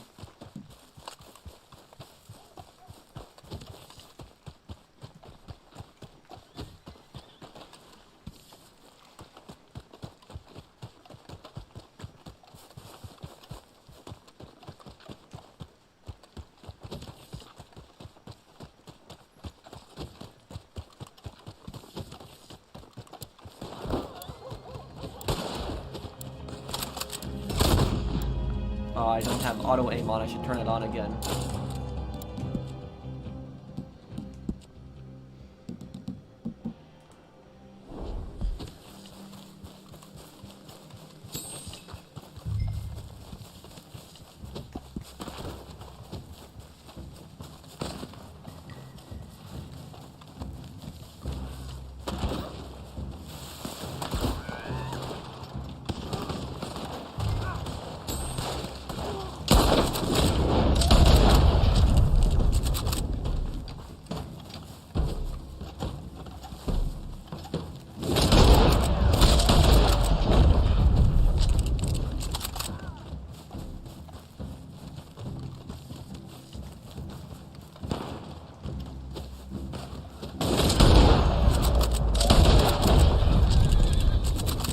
Go.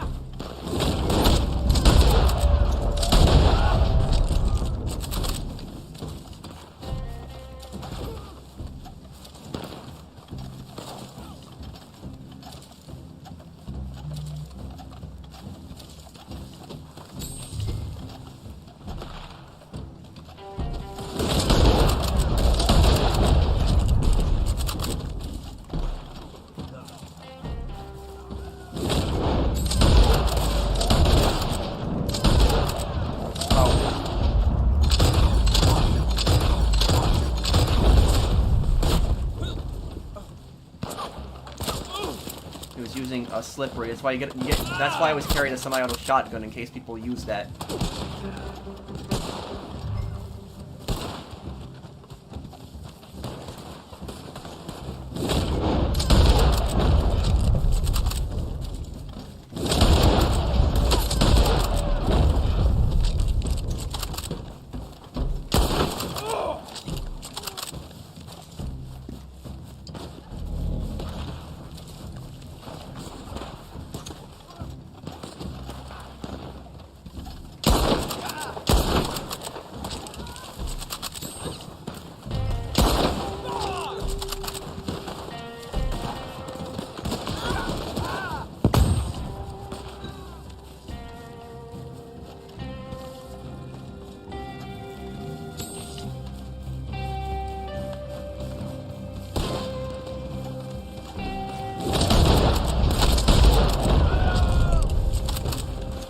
Pretty well there now.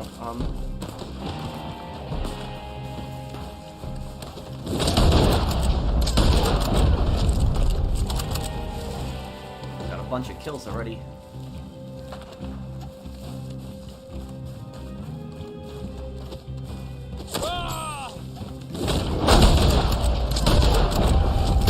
Ah, damn, I was trying to get in cover, but he got me. Okay.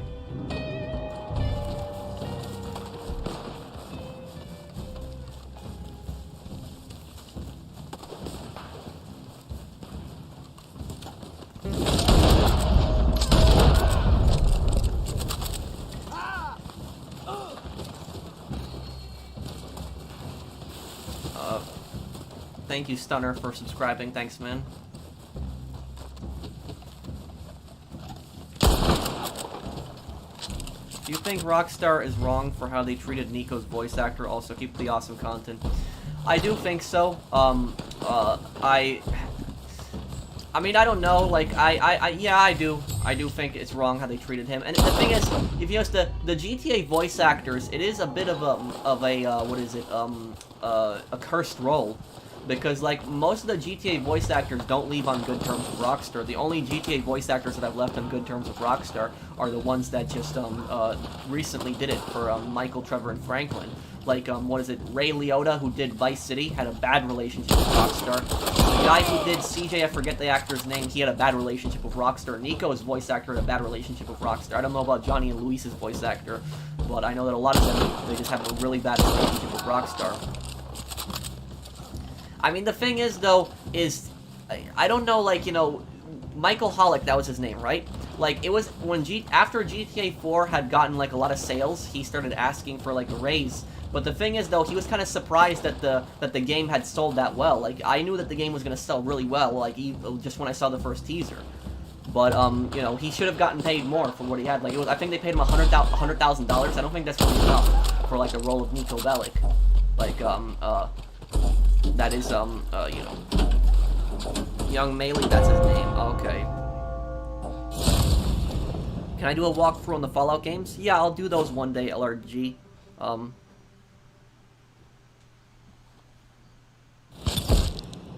many people did I kill in that level? Let's see. I got a lot of people killed. I killed 11 people. Okay.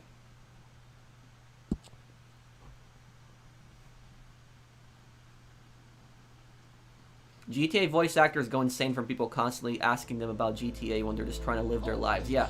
And that's, you know, what I'll tell you, what's really stupid about it is you have these kids and, like, you know, people that, like, you know, they'll spam, like, the GTA voice actors, so, like, you know, when they're on Twitter, or if they're, you know, on doing an interview, if they're live or anything like that, you'll have, like, these little kids that'll spam, like, these GTA voice actors, like, when is GTA 6 coming out?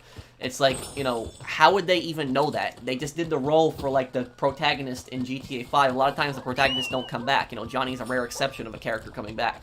But most of the time, GTA characters don't come back in other GTA games. So, like, how would they even know that the next, you know, how would they even know that? They just wouldn't.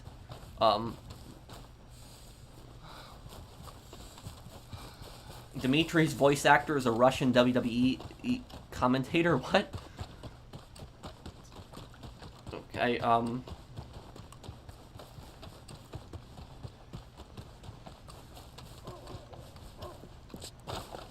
I don't know. I wouldn't be surprised if he did.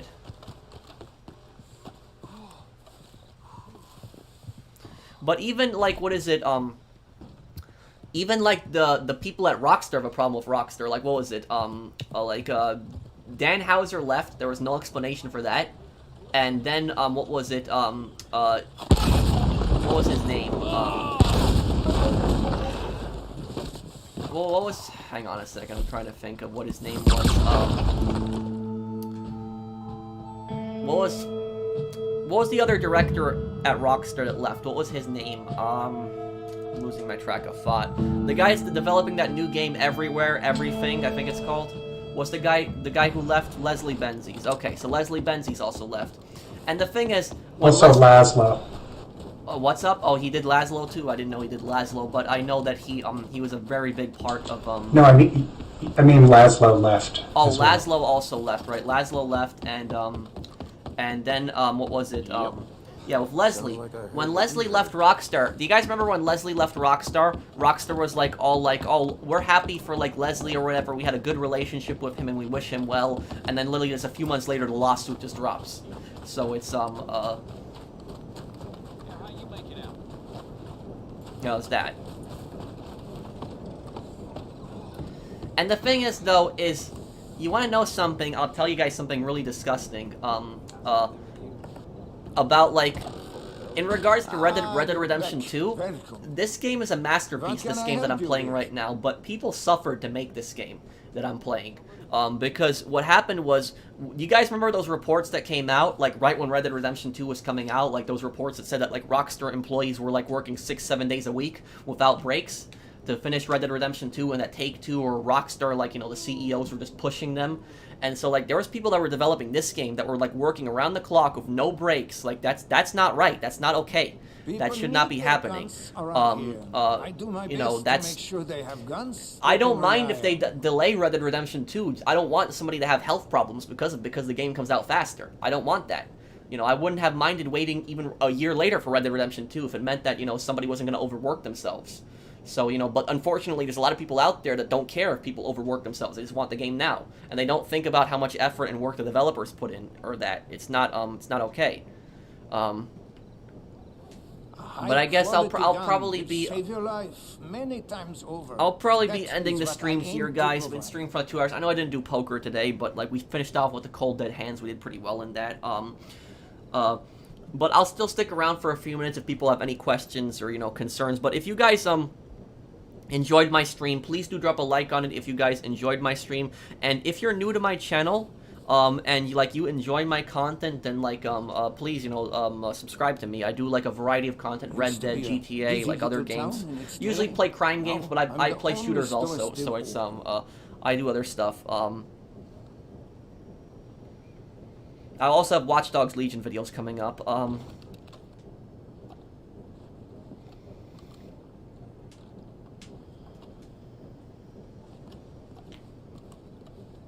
Do you regret putting so many hours into GTA Online after seeing the direction Rockstar took with it? No, I don't regret all the time that I spent on GTA Online, because I was making guides for people, I was helping people out. What I do regret, though, is I regret that I wasn't playing other games at the same time. That's what I regret. At the same time that I was doing GTA Online, I shouldn't have been doing just GTA Online. I should have been doing other games alongside that. That was my biggest mistake. So I should have done other content, but at the same time, it was hard for me to do other content because I was working a job at the same time, and I was going to college, and so I primarily focused on just GTA Online, but I should have tried to do other content alongside that, and then when I tried to expand my channel, it was pretty hard to do so. It would have been easier to expand my channel, but now, you know, I got through it, I expanded my channel, you know, away from GTA Online into other games, so, you know, I'm fine now, Hey, Pro, since you're trying to expand your content, you should play this game, Kona, where you are a detective in Quebec. I think you'd like it. Yeah, I heard about that. That was like it's like a winter kind of game. It's like where you're exploring like a cabin. I know what game you're talking about.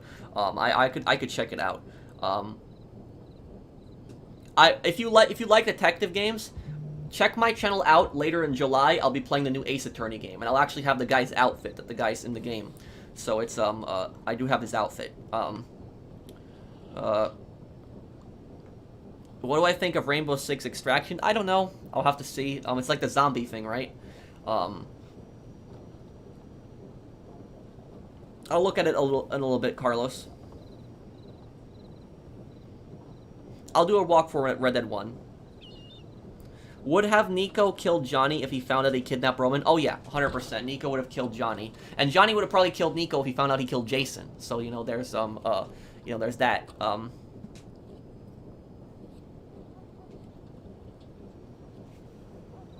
Would you consider doing a special stream for Europeans because it's currently 2 a.m. in Germany? I'll try to do my streams earlier, when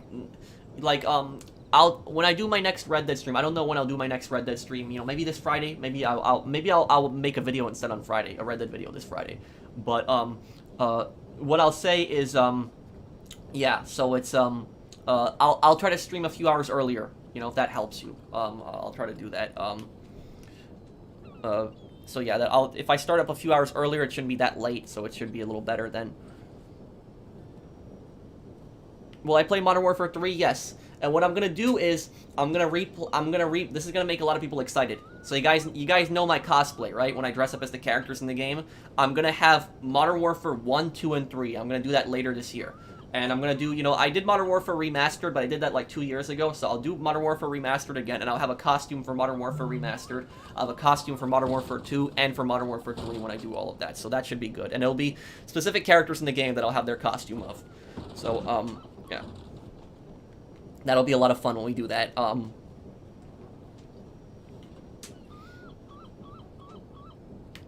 No, not really, Massilian.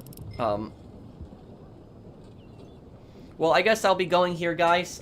Thank you everybody for watching my stream. I do appreciate it. And I guess I'll just leave it off here. So I want to wish everyone a good rest of the day. I keep thinking it's Friday because I normally stream on Fridays, but it's Tuesday actually.